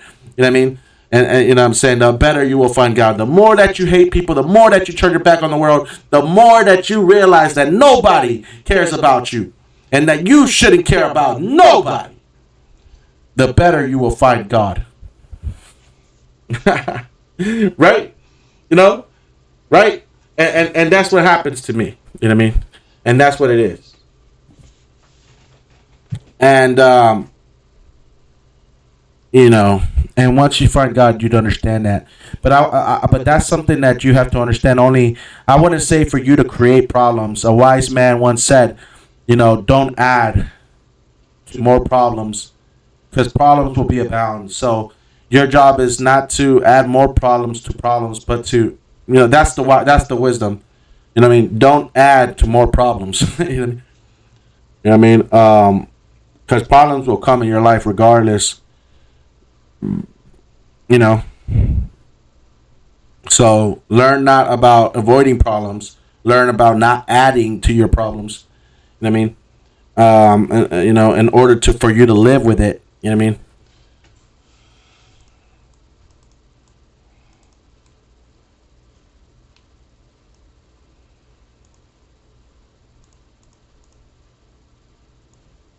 Yes, nobody, I don't care what anybody says about, feminists, all of these people, they all want to say about, that they're good people, they want to virtue signal, and they want to say that Christians are bad. Again, when have Christians done something to you other than help you? I would want to know, and so would their congregation, and so would everybody else would want to know. But you see, y'all take certain instances like some creepy preacher or some, evil preacher that did something, and you think that that's because our God told us to do it. That is the most ridiculous thing that I've ever seen. You know what I mean? That is ridiculous. I think, it's crazy how, I guess it's because you don't want to attribute yourself to Christians or Catholic because you're scared to be stigmatized with them for the bad things that certain people did. You know what I mean? But that's not, well, for you to turn your back on the whole thing, that is, you must be very, very. That's what the devil wants. Again, the devil wants you to use everything for you to not go to God. And again, you're not going to be able to dispel everything that you hear out there. It's even better because that is how you get true faith. Oh man, okay. Christians were scapegoated, and they were persecuted during the fall of the Roman Empire. The people in the Roman Empire actually blamed the Christians, because they were new at the time. They blamed the new Christians as being the problem because they didn't want to submit to their pagan gods. They didn't want to worship Apollo. They didn't want to worship, their gods that Romans believed in, their pagan gods. You know what I mean? And so, in that time, they persecuted the Christians, and they blamed them for the crumbling of their empire, while simultaneously they were taking their generals out, assassinations after assassinations, and regimes moving in and regimes getting toppled, and they were trying to find some type of stability And while people were fighting for turf and for territory, and while they were fighting, people at their borders, and while all these type of things and problems, and there was this emergence of Christians in that time, and during that time was one of the times of Jesus, in the first century, in the second century, and during these times, what I'm saying, they scapegoated the Christians decided to stick with their faith, and they decided to refuse, so they started to persecute them, and because they felt like it was rebellion. Sort of like how Ben Shapiro still feels that Jesus Christ was just a rebellious leader, because he read it from the perspective of Roman imperial guards and Roman imperial legions and Roman imperial, Caesars and stuff like this, of their senate and their corrupted senate, and the things that they said, which is what most scholars probably would adhere to, but they don't really read the word. They don't really understand what Jesus Christ was and how he was persecuted, and that's why he had to go to Egypt, and Mary had to take him there because he couldn't be, in the land while being persecuted. But that's for another story. The point of the matter is that he said, they went against Christians and Christianity, and to the point that Christianity was just at that time was just for the family household. It taught families that that they shouldn't have slaves, that they shouldn't be misogynists, that they should treat their slaves as part of the family, that they shouldn't be treating them like the man is the man of the house and I rule everything. I'm the Caesar, like more like I am my husband. I am the husband to my wife. And my slave, my worker that I have that's poor, and he's my slave, basically, he's also part of my family. He's not just my pet. And my daughter, she's also, my daughter, not just a footstool or something. Not just the object of the house, not just a furniture piece or whatever. And it's, it's just certain stuff like this. And these are the type of things that Christianity introduced. And so there's a lot of cases of what the Christians, when they were being persecuted because of Roman guards that were trying to blame them for the crumbling of their empire, basically they said, no, we're not going to turn back, because they understood the corruption that was going on. It was like they were being persecuted and stuff like this, just like if your government would come to persecute you right now.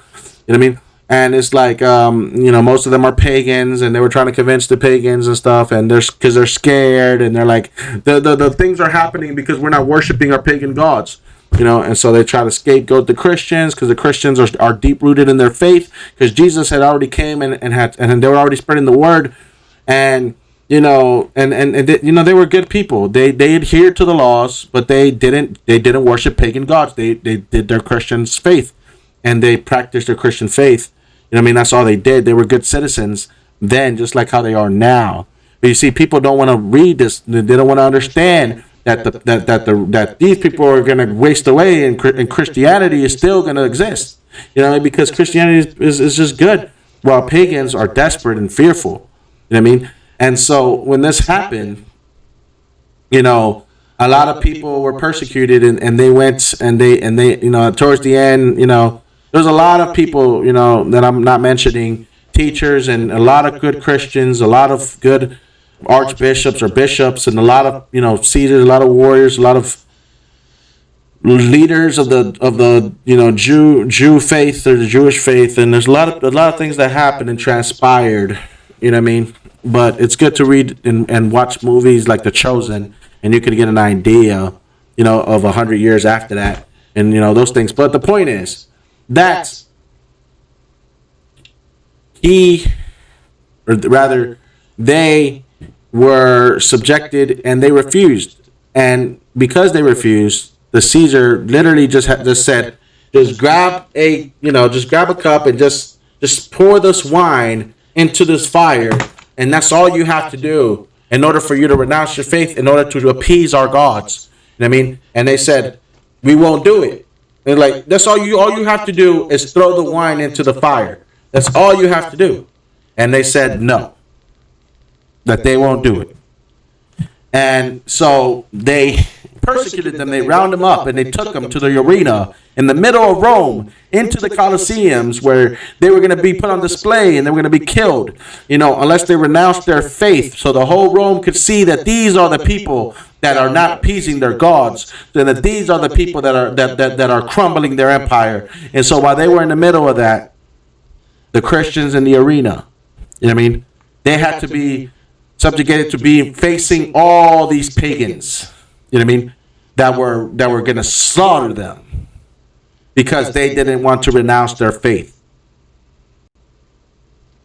Simply by casting a wine into a fire, that's all they had to do to or else be killed. And they didn't renounce their faith. And that's where pagans and people call them crazy and stuff, and that's what y'all say now. But we, the Christians, were subjugated to your attempt to kill our faith, and we showed more courage and bravery. Well, those courage and bravery was shown in the arena by those that were martyred. You know what I mean? Those that were killed in the faith. That really told them how, you know what I mean, taught them about something about faith and bravery. So, you know, there's a lot of stories about that, but even girls were fed to the lion. So they were fed to lions in the arena in front of all the pagan Romans, ancient Romans, in order for them to try to save Rome by executing the Christians. I mean, so that's how your people, pagans, you know what I mean, you know, those that say that, you know, Christians are bad, that's how they dealt with this stuff. You understand what I'm saying? It's just so you understand where stoicism and real bravery and real Christian and a deep-rooted faith that real Christians had. You know what I mean? Because I don't think that they understand this stuff.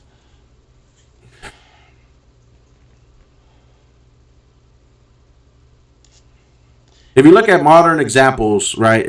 I mean, if you take into account that certain people are still, are that are pagans, and you just look at human nature, and you realize that history does repeat itself, and that people are still having the same arguments that they did back in 2,000 years ago. Now we're still over here with our thumb up, still arguing whether or not whores are good or not, and you have to realize that they're evil. And that, we're still debating, we're still having this debate about that, you know what I mean? And we're still debating about whether God existed. We're still debating whether, we're to the point, y'all going backwards. And y'all saying that God never even existed, that Jesus never even existed. I mean, at one point you have to just think history is repeating itself, and some of the things that were subjugated to back in the day might become in the future if we're not too careful. Even though I think Christians have already proven themselves. Again, this country would not stand if it wasn't for Christianity, since the Roman eventually crumbled. You know what I mean? So, the point of the matter is, that the pagans are freaking out. Well, we're cool as a cucumber because we know that was your fate all along. You know what I mean? And because you're a pagan and you didn't turn to Christ. You know what I mean? That was your fate all along.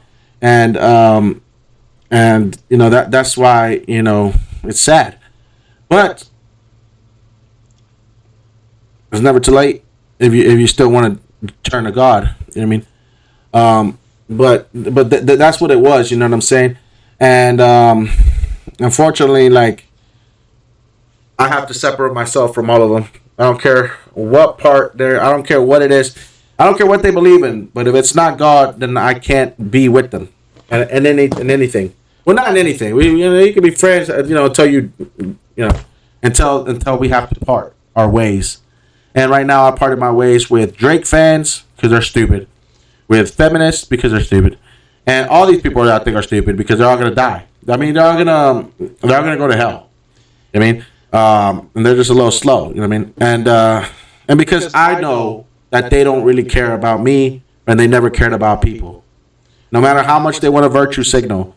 A woman that kills her baby cannot convince me that she cares about a kid overseas, or she cares about a kid being sex trafficked on the border, or that's being in CPS. Oh, yeah, you don't care about the poor kids around the world that don't have nothing to eat, and that don't have nothing to wear, and that don't have nothing to how to, you don't care about those kids. You don't care. You kill your own babies when you already have a better life here. More than 75% of the world, you still are ungrateful and you still want more because you're ungrateful, you're greedy, and you're racist and you're envious. You know what I mean? And that's something that I just can't stand. That girls have abortions in this country. I mean, even though this country is better than 75% of the world, and at the same time, they destroy families, they destroy chivalry, they destroy these men's psyche, and they make them grow up without a backbone. And now we're like to the point that our generations are weakened by women, and our emasculation has led to perpetrators coming over our borders and into our communities, taking advantage of our sheep, our innocent people, our weak and vulnerable. This is the United States of America. This is the land of the free, home of the brave. You know what I mean? Where's your bravery at for your freedom? You know what I mean?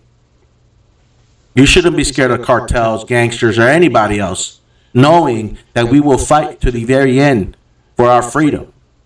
You know what I mean? And we should never doubt that God is not present with us. And we should never allow people that do not believe in God to have in any way more influence than those that do. You know what I mean? And that's just how it is, you know. And unfortunately, your kids have already paid the price because of your ignorance and your cowardness. You know, because of certain people's cowardice, generations have been manipulated by the serpents again. The gay people, whores, you know what I mean? They only come after those that are not protected by the blood of Christ and the Lamb.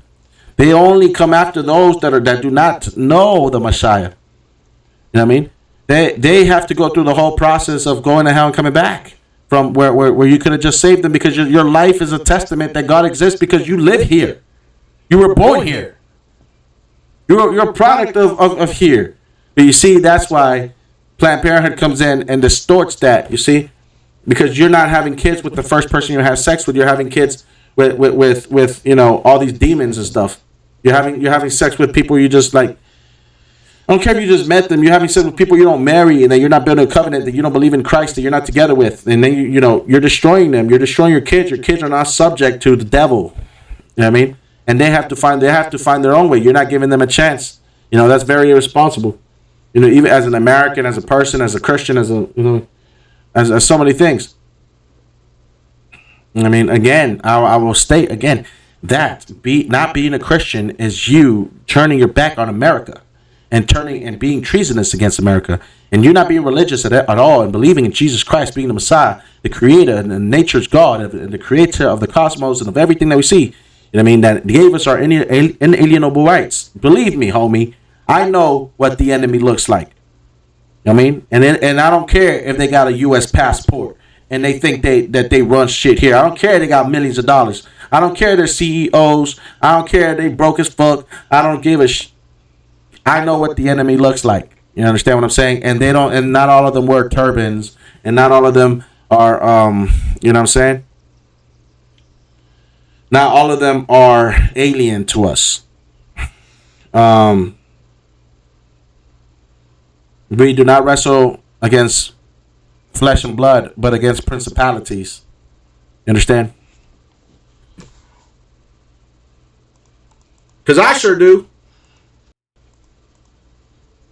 All right. That's what I had to say. Hope you guys enjoyed this long talk. Again, not that serious. Enjoy life. Always keep learning. Never stop learning. Always keep your innocence. And when you hear somebody tell you to grow up, when somebody tells you to grow up, if it's a woman, let me tell you something. If it's a woman that's telling you to grow up, tell them this, fam. Look, if I would have joined the army, I would have been blowing up stuff and living my childhood dream. You know what I mean? But guess what? You know what I mean? I would still be acting the same way. You know what I mean? There is no difference between growing up. You know what I mean? Let me tell you something. When do women ever grow up? You know what I mean? When the next COVID shit comes around, you're gonna be like, give me the shot and let me get the mask, and 20 feet away from everybody, 20 feet. You know what I mean? And when that comes, you are gonna be the child that relies on people and that believes and is scared, and that you never listen and you disobey. You know what I mean? And just like, okay, better yet, next time that somebody tells you to grow up, tell them, and they try to tell you to grow up, tell me, do you listen to God? Because they don't listen to God either. And when that happens, say, well, you don't even listen to God, just like a kid. You're just like a kid because you're a whore. And then say, you don't listen to the Father above. Who are you calling a kid? You know what I mean?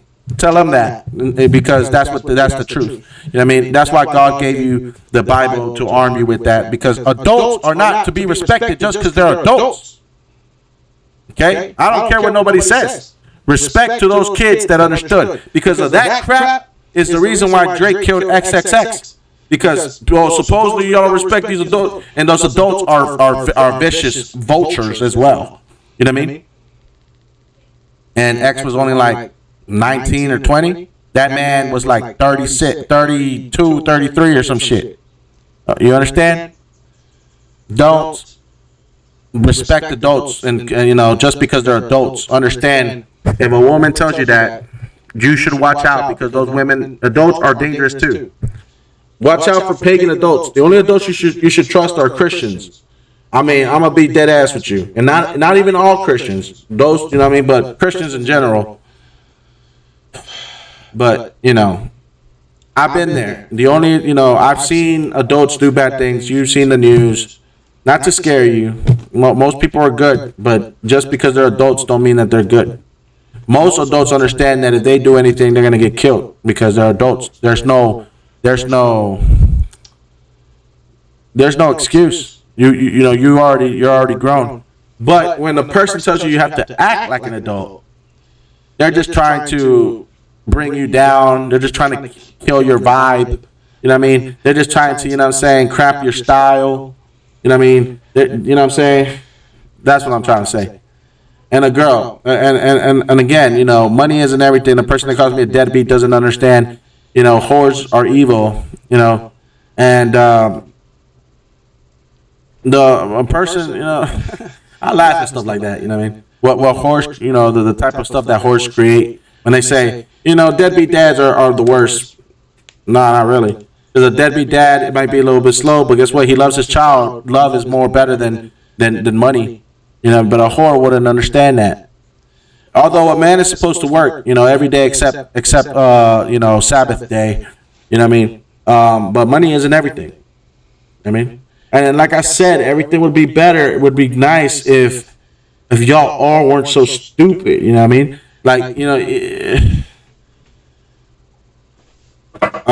it's just ridiculous. Like some people have to deal with women that they think they're never gonna have kids anyway. Because when a man has all his stuff, that's just racism. You know what I mean? For you to try to tell a man that he can't have kids because he doesn't have any money, that's what they were. That was their plan all along. That was their plan. That's how they separate the poor from the rich. That's what the rich people wanted. That's what racism wanted. That's what eugenics is, and that's what Planned Parenthood taught these females. That's why they regurgitate that agenda. You know what I mean? Look, don't believe.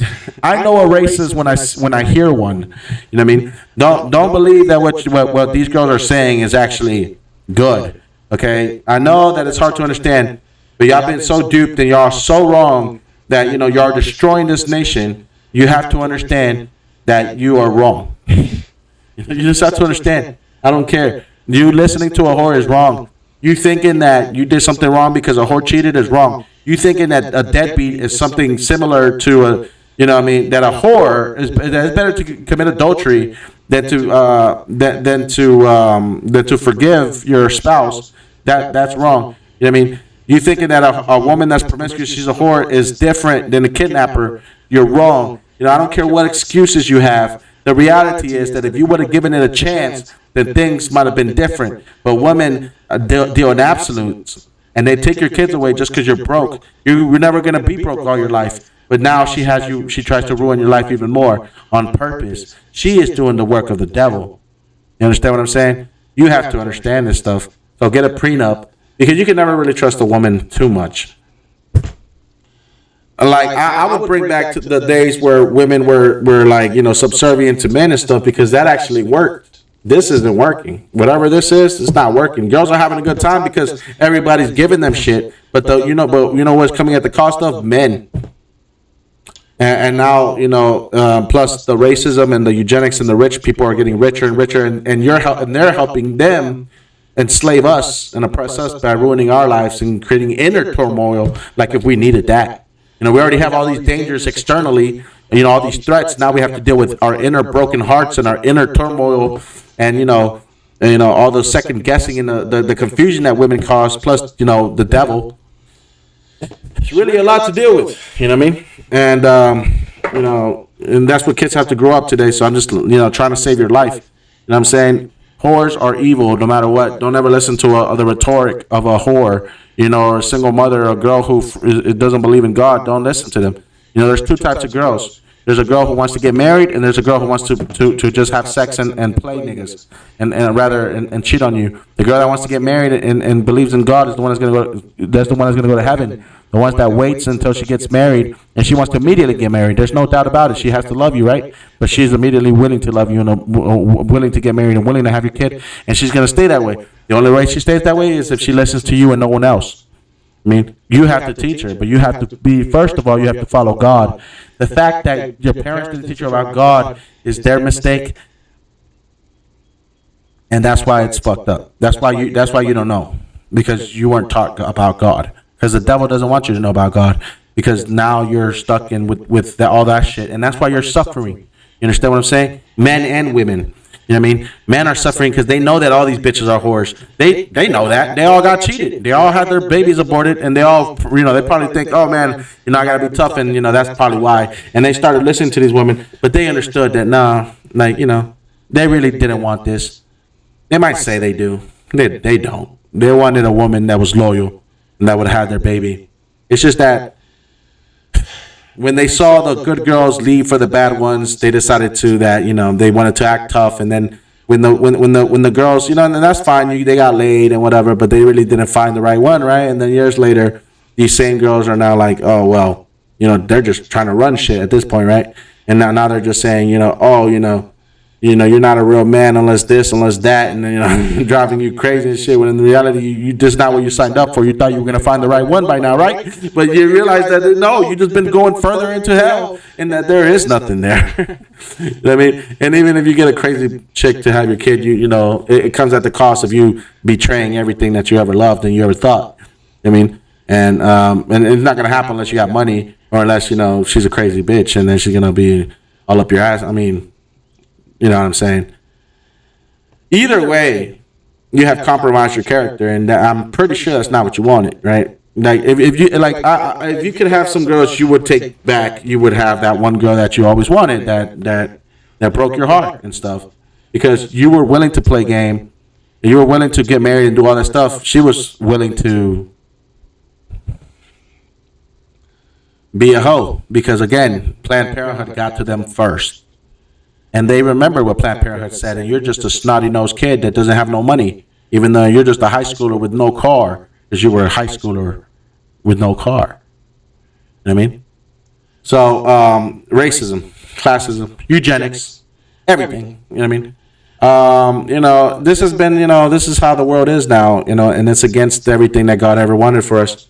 That's why it's such troubling things to be here. You know what I mean, in this country, but you have to adapt. We have to adapt, but we can't forget the truth. And it's just that right now, it's like because of this ignorance of trying to find the truth and having to adapt, people have just, tried to take power off of this confusion. And once they see a weakness, they just do it. They just try to get away with it. And that's what they do. They're opportunists. They're greedy. They're envious. But they make mistakes. And you can see them for what they are. They hide behind their God that they believe in, which is not the true God.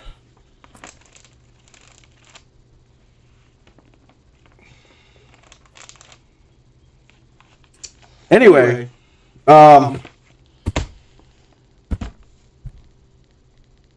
else was I going to say? Guard yourself. Be safe. Have love. Put Christ first. Hate everybody. You know what I mean? Off the cuff. Never trust a soul. You know what I mean? Care only about God and the Holy Spirit. Go to church. Find your real girl in faith, not a girl on Instagram. And understand, hopefully if you're luckier, you'll do this before you reach 26, before you're 27. Hopefully you'll listen when you're young. You're like 18, 17. The sooner the better. Read the Bible, all of it. Meditate on it. Understand it. Go to church. Listen to your elders, older people that read the Bible too. I got knowledge that people 10 years, 20 years won't tell me, would never tell me about the Bible. Understand what I'm saying? I have insights, and I know people that have studied the Bible for decades, and yet I've talked to them and have had deep conversations with them like nobody else in their life, or maybe a couple people in their lives. But luckily, I'm blessed with that. I mean, because I'm a very intuitive, I badger people. You know what I mean?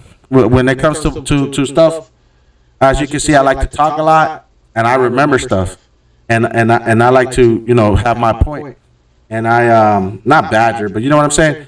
I like to discuss and debate, so I find out a lot of truths, and I remember this, and I like to have the last word. I'm a very intuitive person. You know what I mean? I like to learn the truth. I like to be right, and even if I'm wrong, I'll find a way to be right. You know what I mean? And it's just the way that I am, with these things, because these things are subjective. And usually I'm not wrong. Usually my gut instinct prevails.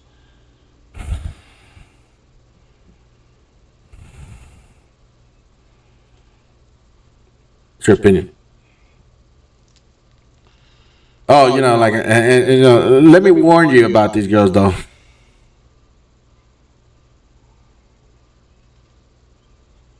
Let me tell you about this girl. These girls, pagans, man.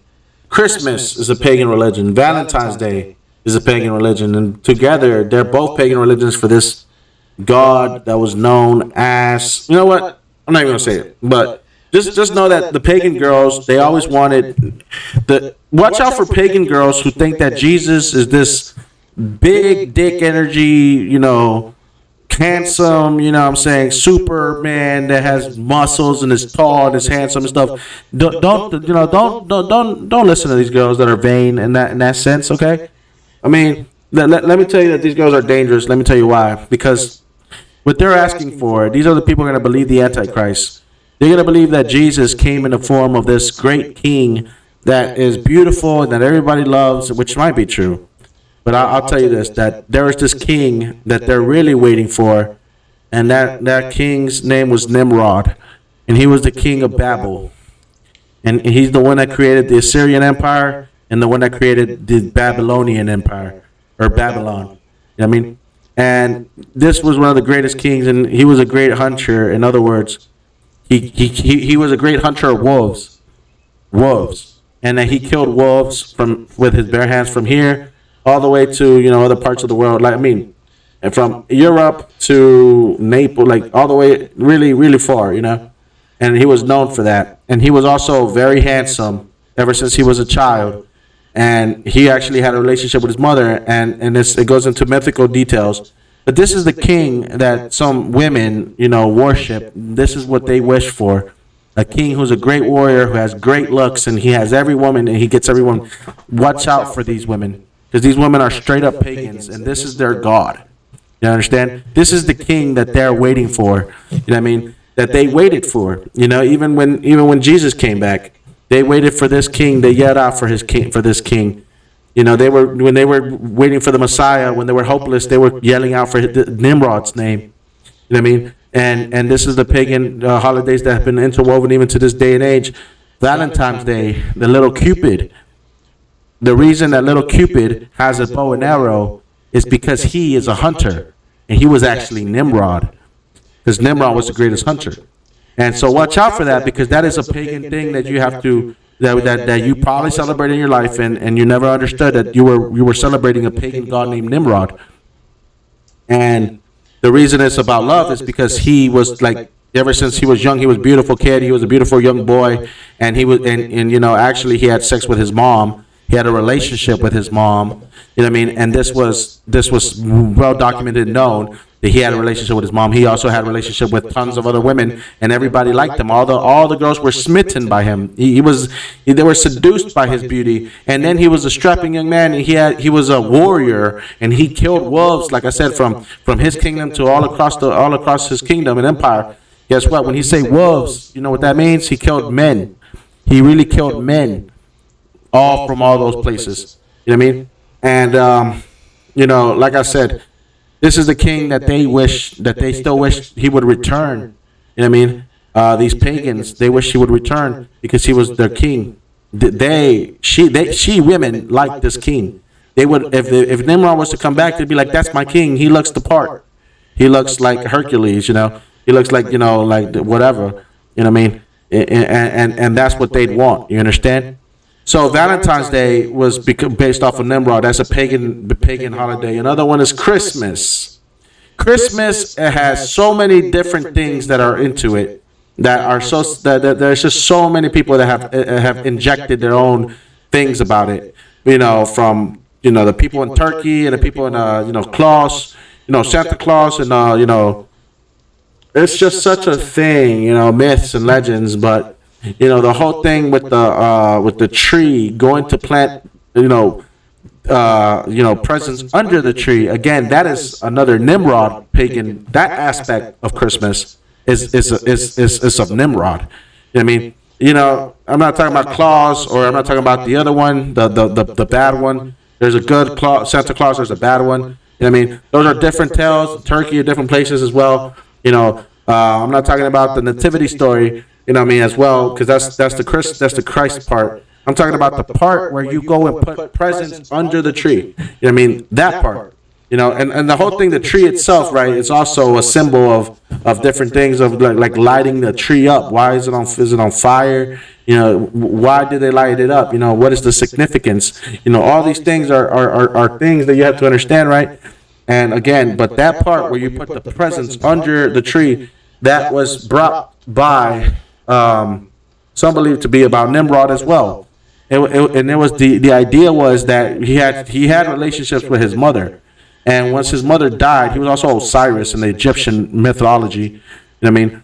And who had sex with his mother, and not Osiris. Was it Osiris that his name was, or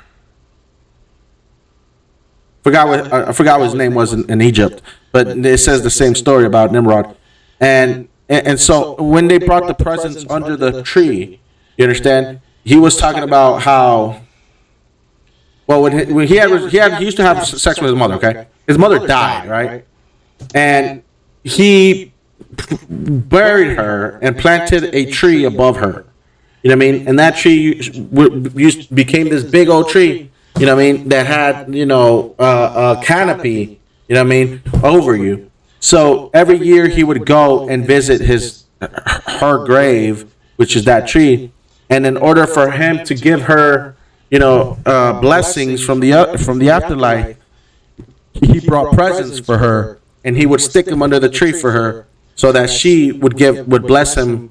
It's like his own personal daijin, his own personal, spirit, giving him stuff, her spirit lingering and blessing him and stuff. So that's what she used to do. He used to bring her offerings and presents and stick them under the tree for her, so that he could receive her blessings even after she was dead. I mean, this is what he did. This is what Nimrod did, and so that was interwoven, into Christmas. You know what I mean? Into putting those things under the tree, once a year, just like how Nimrod did to his mother. So, those are things that you should just watch out for. You know what I mean? Like, those are things that's why you're pagans. Like, y'all don't even know that y'all been taken over by pagans. And you know why? Because the government is being taken over by pagans, and American democracy is at risk. And American culture and society is at risk because it's been taken over by pagans and by other people, Satanists. Hollywood, everybody knows Hollywood. Beyonce and Jay-Z are pagans. No, they switched. They switched up. His name is Jehovah. Jay-Z. Hove. He's a pagan. You know what I mean? He's a whole different detail now, you know. And so is Beyonce. They're pagans. You understand what I'm saying? A lot of people in the music industry and celebrities, they're pagans. They do rituals at the VMAs. You know what I mean? They have homosexuals on BET. You know what I mean?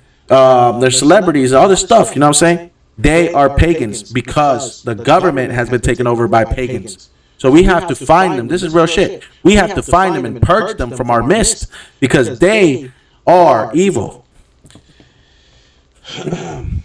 And, you know, I mean, I would stipulate if we were all educated, we understand that we have the right to kill them. You know what I mean? For what they've done, for their putting in jeopardy our freedom. We have the right to kill them. That is stipulated in the Constitution. That is our God-given right. That is the reason we're Americans. Because we are willing to fight for our freedom. We are willing to die for our freedom. Because we rather live free and die hard. You know what I mean? And that's what it is. Than to live on our knees. But people will not find their faith, then they're not going to understand this stuff. They're not going to have the heart to fight. They're going to become pacifists. They're never going to understand the real fight and the real enemy. They're actually going to empower the enemy, just like how y'all been doing, because y'all been helping the pagans enslave yourselves. You know what I mean? And you've been tricked into slavery. You've been tricked into becoming whores and destroying your family, hurting your loved ones.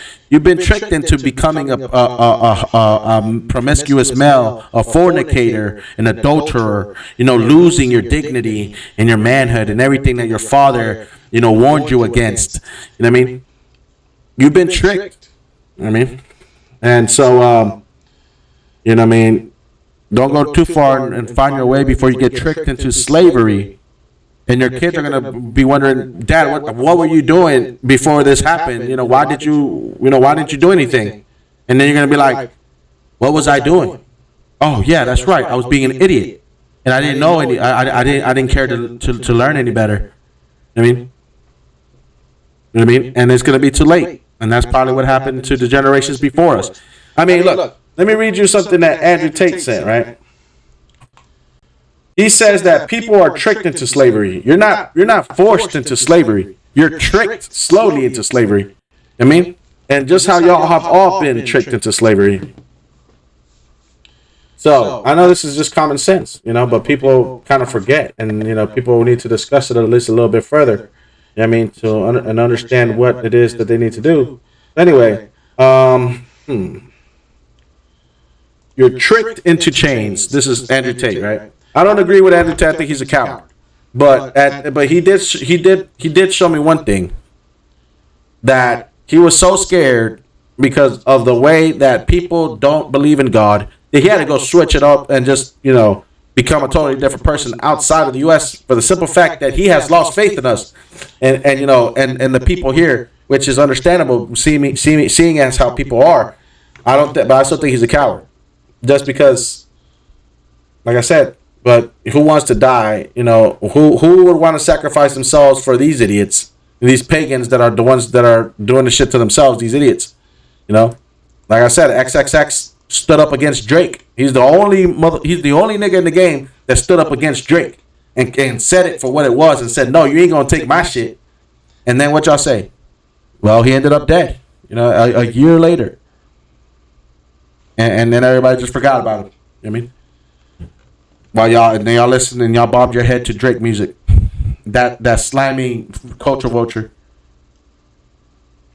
Again, a 19-year-old kid had more balls than you motherfuckers. I don't ever want to hear shit again. You're cooked. The whole industry is fucking done. Anyway, they do not force you into slavery. They trick you into it. They inspire apathy. Silently taking a tiny piece of your freedom at a time. Maybe you don't notice. Maybe you don't care. Certainly you don't act. For good measure, they distract you as hard as possible during the robbery. Sports teams and music concerts, internet drama and rap beefs, and completely pointless garbage. Then they add in some fear. The sun is going to melt all the ice, and COVID variant number 29 is out. Your senses are overloaded. It is hard to care about anything when they have you busy trying to care about everything. This chaos is purposeful. The fear is planned. They cuck your mind from the day you're born and do not tell you that your ancestors held revolutions for smaller injustices. The average man doesn't see anything wrong. He thinks it's incompetence of the leadership. He doesn't realize he's being duped. Oh, the people in charge of me are so stupid. Then what does that make you? They pretend to be stupid as they continue to take everything from you, one step at a time. And they will never stop until it reaches an equal and opposite force. 95% of people are too stupid to notice or too cowardly to care. The collective human spirit has withered away into a shell of its former self. Men of old would never stand for this. You're a coward and you think it's a virtue. You think it's smart to be a hidden anon pussy. You all do. Cowardice is not a virtue. Bravery is. And that is my one and only crime. That's why they're after me. I inspire bravery in men. Andrew Tate.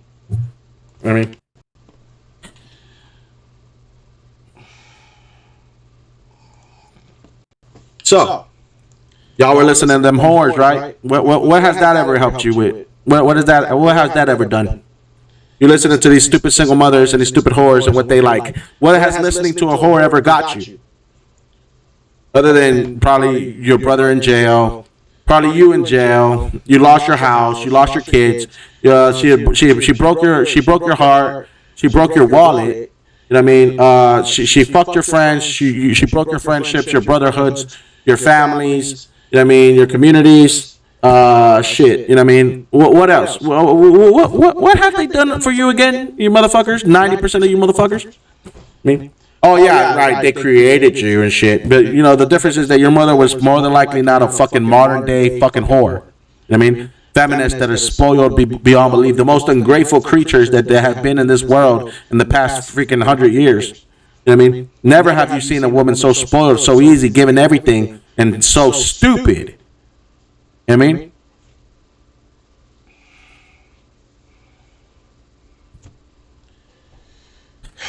It's great that nobody likes me. I'm happy. I'm great that nobody likes me. Because I hate everybody too. I mean, that's good. I respect people that actually don't like me because you know why? Because it's the people that change up on you. You know what I mean? That's why it's better, you know, to just be like, screw everybody. Like I said, you cannot go to Jesus unless you say that. Unless you turn your back on everybody, you can't get to Jesus, truly. But that isn't, you know, niceness doesn't have nothing to do. Being kind and gentle is normal. Obviously, if you're around a woman, you're supposed to speak a certain way. But it's more about, it's not about how you act. It's about like really the type of person you are, you know. I just hate political correctness. It's just a way to make a mockery. It's like being a troll. I mean, like everybody's like crazy, obviously, and they're all desensitized. And now they're telling me to watch my mouth. You know, girls who have had their mouths on other things that are not natural, that are nasty. I mean, and now they're trying to tell me to watch my mouth. You know, girls, women that have never really suffered and don't even understand, can never walk a mile in my shoes, and who have been babied since they were young kids until they were 30. You know, trying to tell me to grow up. You understand what I'm saying? You know what I'm saying? Women who have been babied their entire life, trying to tell me to grow up, trying to tell men to grow up. You know what I'm saying? Women trying to tell me that a single mother is the same as a virgin. You know what I mean? And that they don't understand what's the difference. They don't understand why men don't want single mothers. They don't understand why men don't want whores. You know what I mean? Women try to tell me that God doesn't exist. Oh yeah. Well, like they're trying to say you're evil, you're mean, because you're mean, you're evil. Oh yeah, but you are a racist, eugenic, you know, supremacist person that kills your babies, and you're a racist. You know what I mean? Saying that men that are broke shouldn't have babies. You know, saying that you won't date anybody less than 6 foot tall. You know what I mean? You're obviously a racist. You're disrespecting the majority of men. You know, just by that sentence. And this is how you create babies? You know, you and your designer baby. I mean, you're trying to create a genetic freak here and bring a baby into the world based on genetic alleles and factors, based on what type of genetic material they will be composed of, instead of love. You idiot. You think that your freaking mind, you know what I'm saying, is somehow less evil, and you want to say, "Oh no, but you're politically correct, right?" You're politically correct. You know, you're even worse than these politicians. You understand what I'm saying? You're even worse than these politicians that lie to you through their teeth. You know what I'm saying? I can look right through them. You know what I mean? I can look right through them. It's like Trump trying to convince me that he's a Christian when his whole life he divorced his first wife for what? Why he did? Because she was old or what? Well, why he divorced her first wife? I have a feeling that it's because she looked pretty loyal to me. I'm pretty sure it's only because she was, he wanted something better. I mean, I'm pretty sure it's just because whatever, blah blah blah, his own bullshit. I mean, second of all, he spent his entire life amassing a fortune and never speaking about God, prior to this. So what makes him speak about it now? I mean, well, how can you believe in God and you believe and then he says he's an American? How can you be an American? You know what I mean? Because when people from El Salvador, when they were labeled the world's deadliest city and women were subject to torture and death of femicide, and they escaped to America, and they got here, they went through hell to get here to avoid certain death and torture. They ran for their human rights and their liberty and their freedom. They came in here and they met you, and you said, you need to go back to where you're from because you're a criminal. A woman and children that you put in cages, and you sent them back. And you claim to be an American that cares about our freedom, but you don't care about the freedom of others, and you don't care about their rights either. And you don't care about the children. And you're gonna expect me to believe that you care about ours. You know what I mean? And you sent them back to the world's deadliest city at the time of El Salvador so that they could get killed by the same gang members that were waiting for them to come back after they ran away. You sent them as a death sentence. That's what you did. And you expect me to believe you're a man of God. You expect me to believe that you in some way believe in Jesus Christ being our Lord and Savior. And that you in some way, didn't you try to deviate from the Constitution? Wasn't it you that said that the Constitution should be, that it's too old? And you expect me to believe that you care about the U.S., about the U.S. people and our rights when you don't even go and adhere by the morality calling of the Constitution. No, you're just trying to usurp power, in this time of turmoil. That's what you're trying to do. You're just trying to establish yourself during this time of economic turmoil where people are uncertain of their future. During this time, during this storm, that people are braving, that Americans have to brave, of uncertainty, of changing times, of globalization and monopolies and other people that are trying to seek power, trying to seek control in this country. And through all that chaos, you want to establish yourself as a leader. But I don't believe that. You bailed out the rich and you didn't help the poor, right? Your economic things were a facade. You added trillions of dollars to the debt. You also turned away kids from the world's deadliest city of El Salvador and women that had been raped by murderers, and you sent them back into the hands of murderers, and you didn't care about their human rights violations enough to even help that country or help the leaders of that country. You called it a shit whole country, didn't you? You expect me to believe that you care about America when you represent everything that is wrong with America. How could you say you're an American and not feel for the rights and the liberties of other people that are suffering, that you should help, that you should be a leader for? How can you say that you know the struggle of our people, of American people? You do not know the struggle of American people. You are a silver spoon, maybe even a gold spoon-fed person that was privileged. You don't understand the reality of most Americans. But you like to inject yourself in the equation to feed your ego.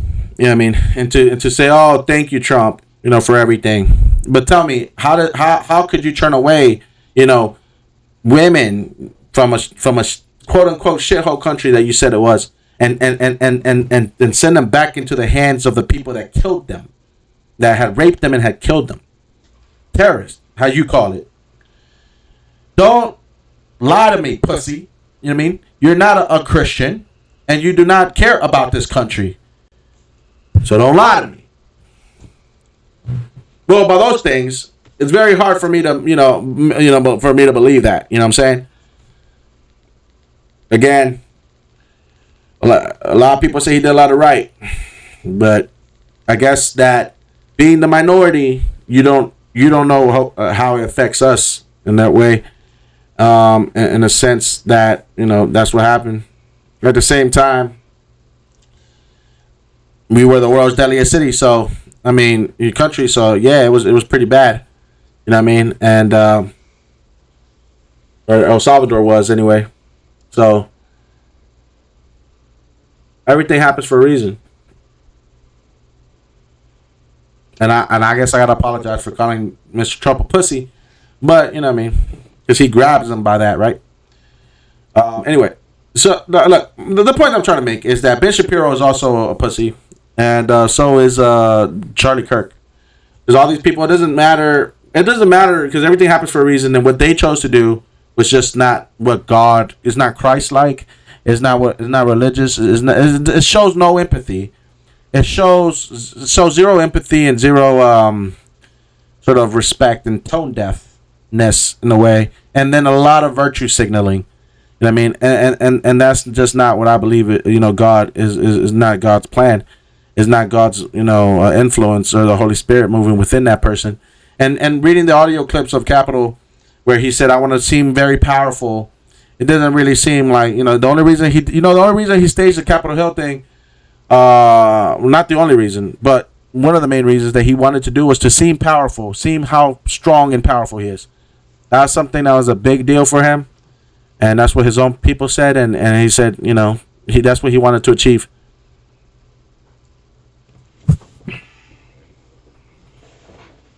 You tell me how strong he looks, you know what I mean, in those new court photos. I mean,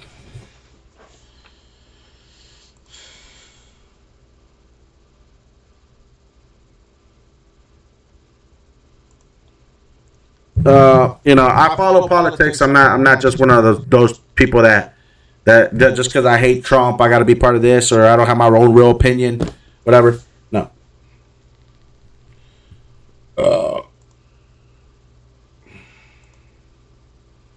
Or liar. Anyways, guys, thanks again for watching. I hope you guys have a good one, and I will see you again. I don't know when. God bless. Remember, stay true, stay woke, or whatever. You know what I'm saying? I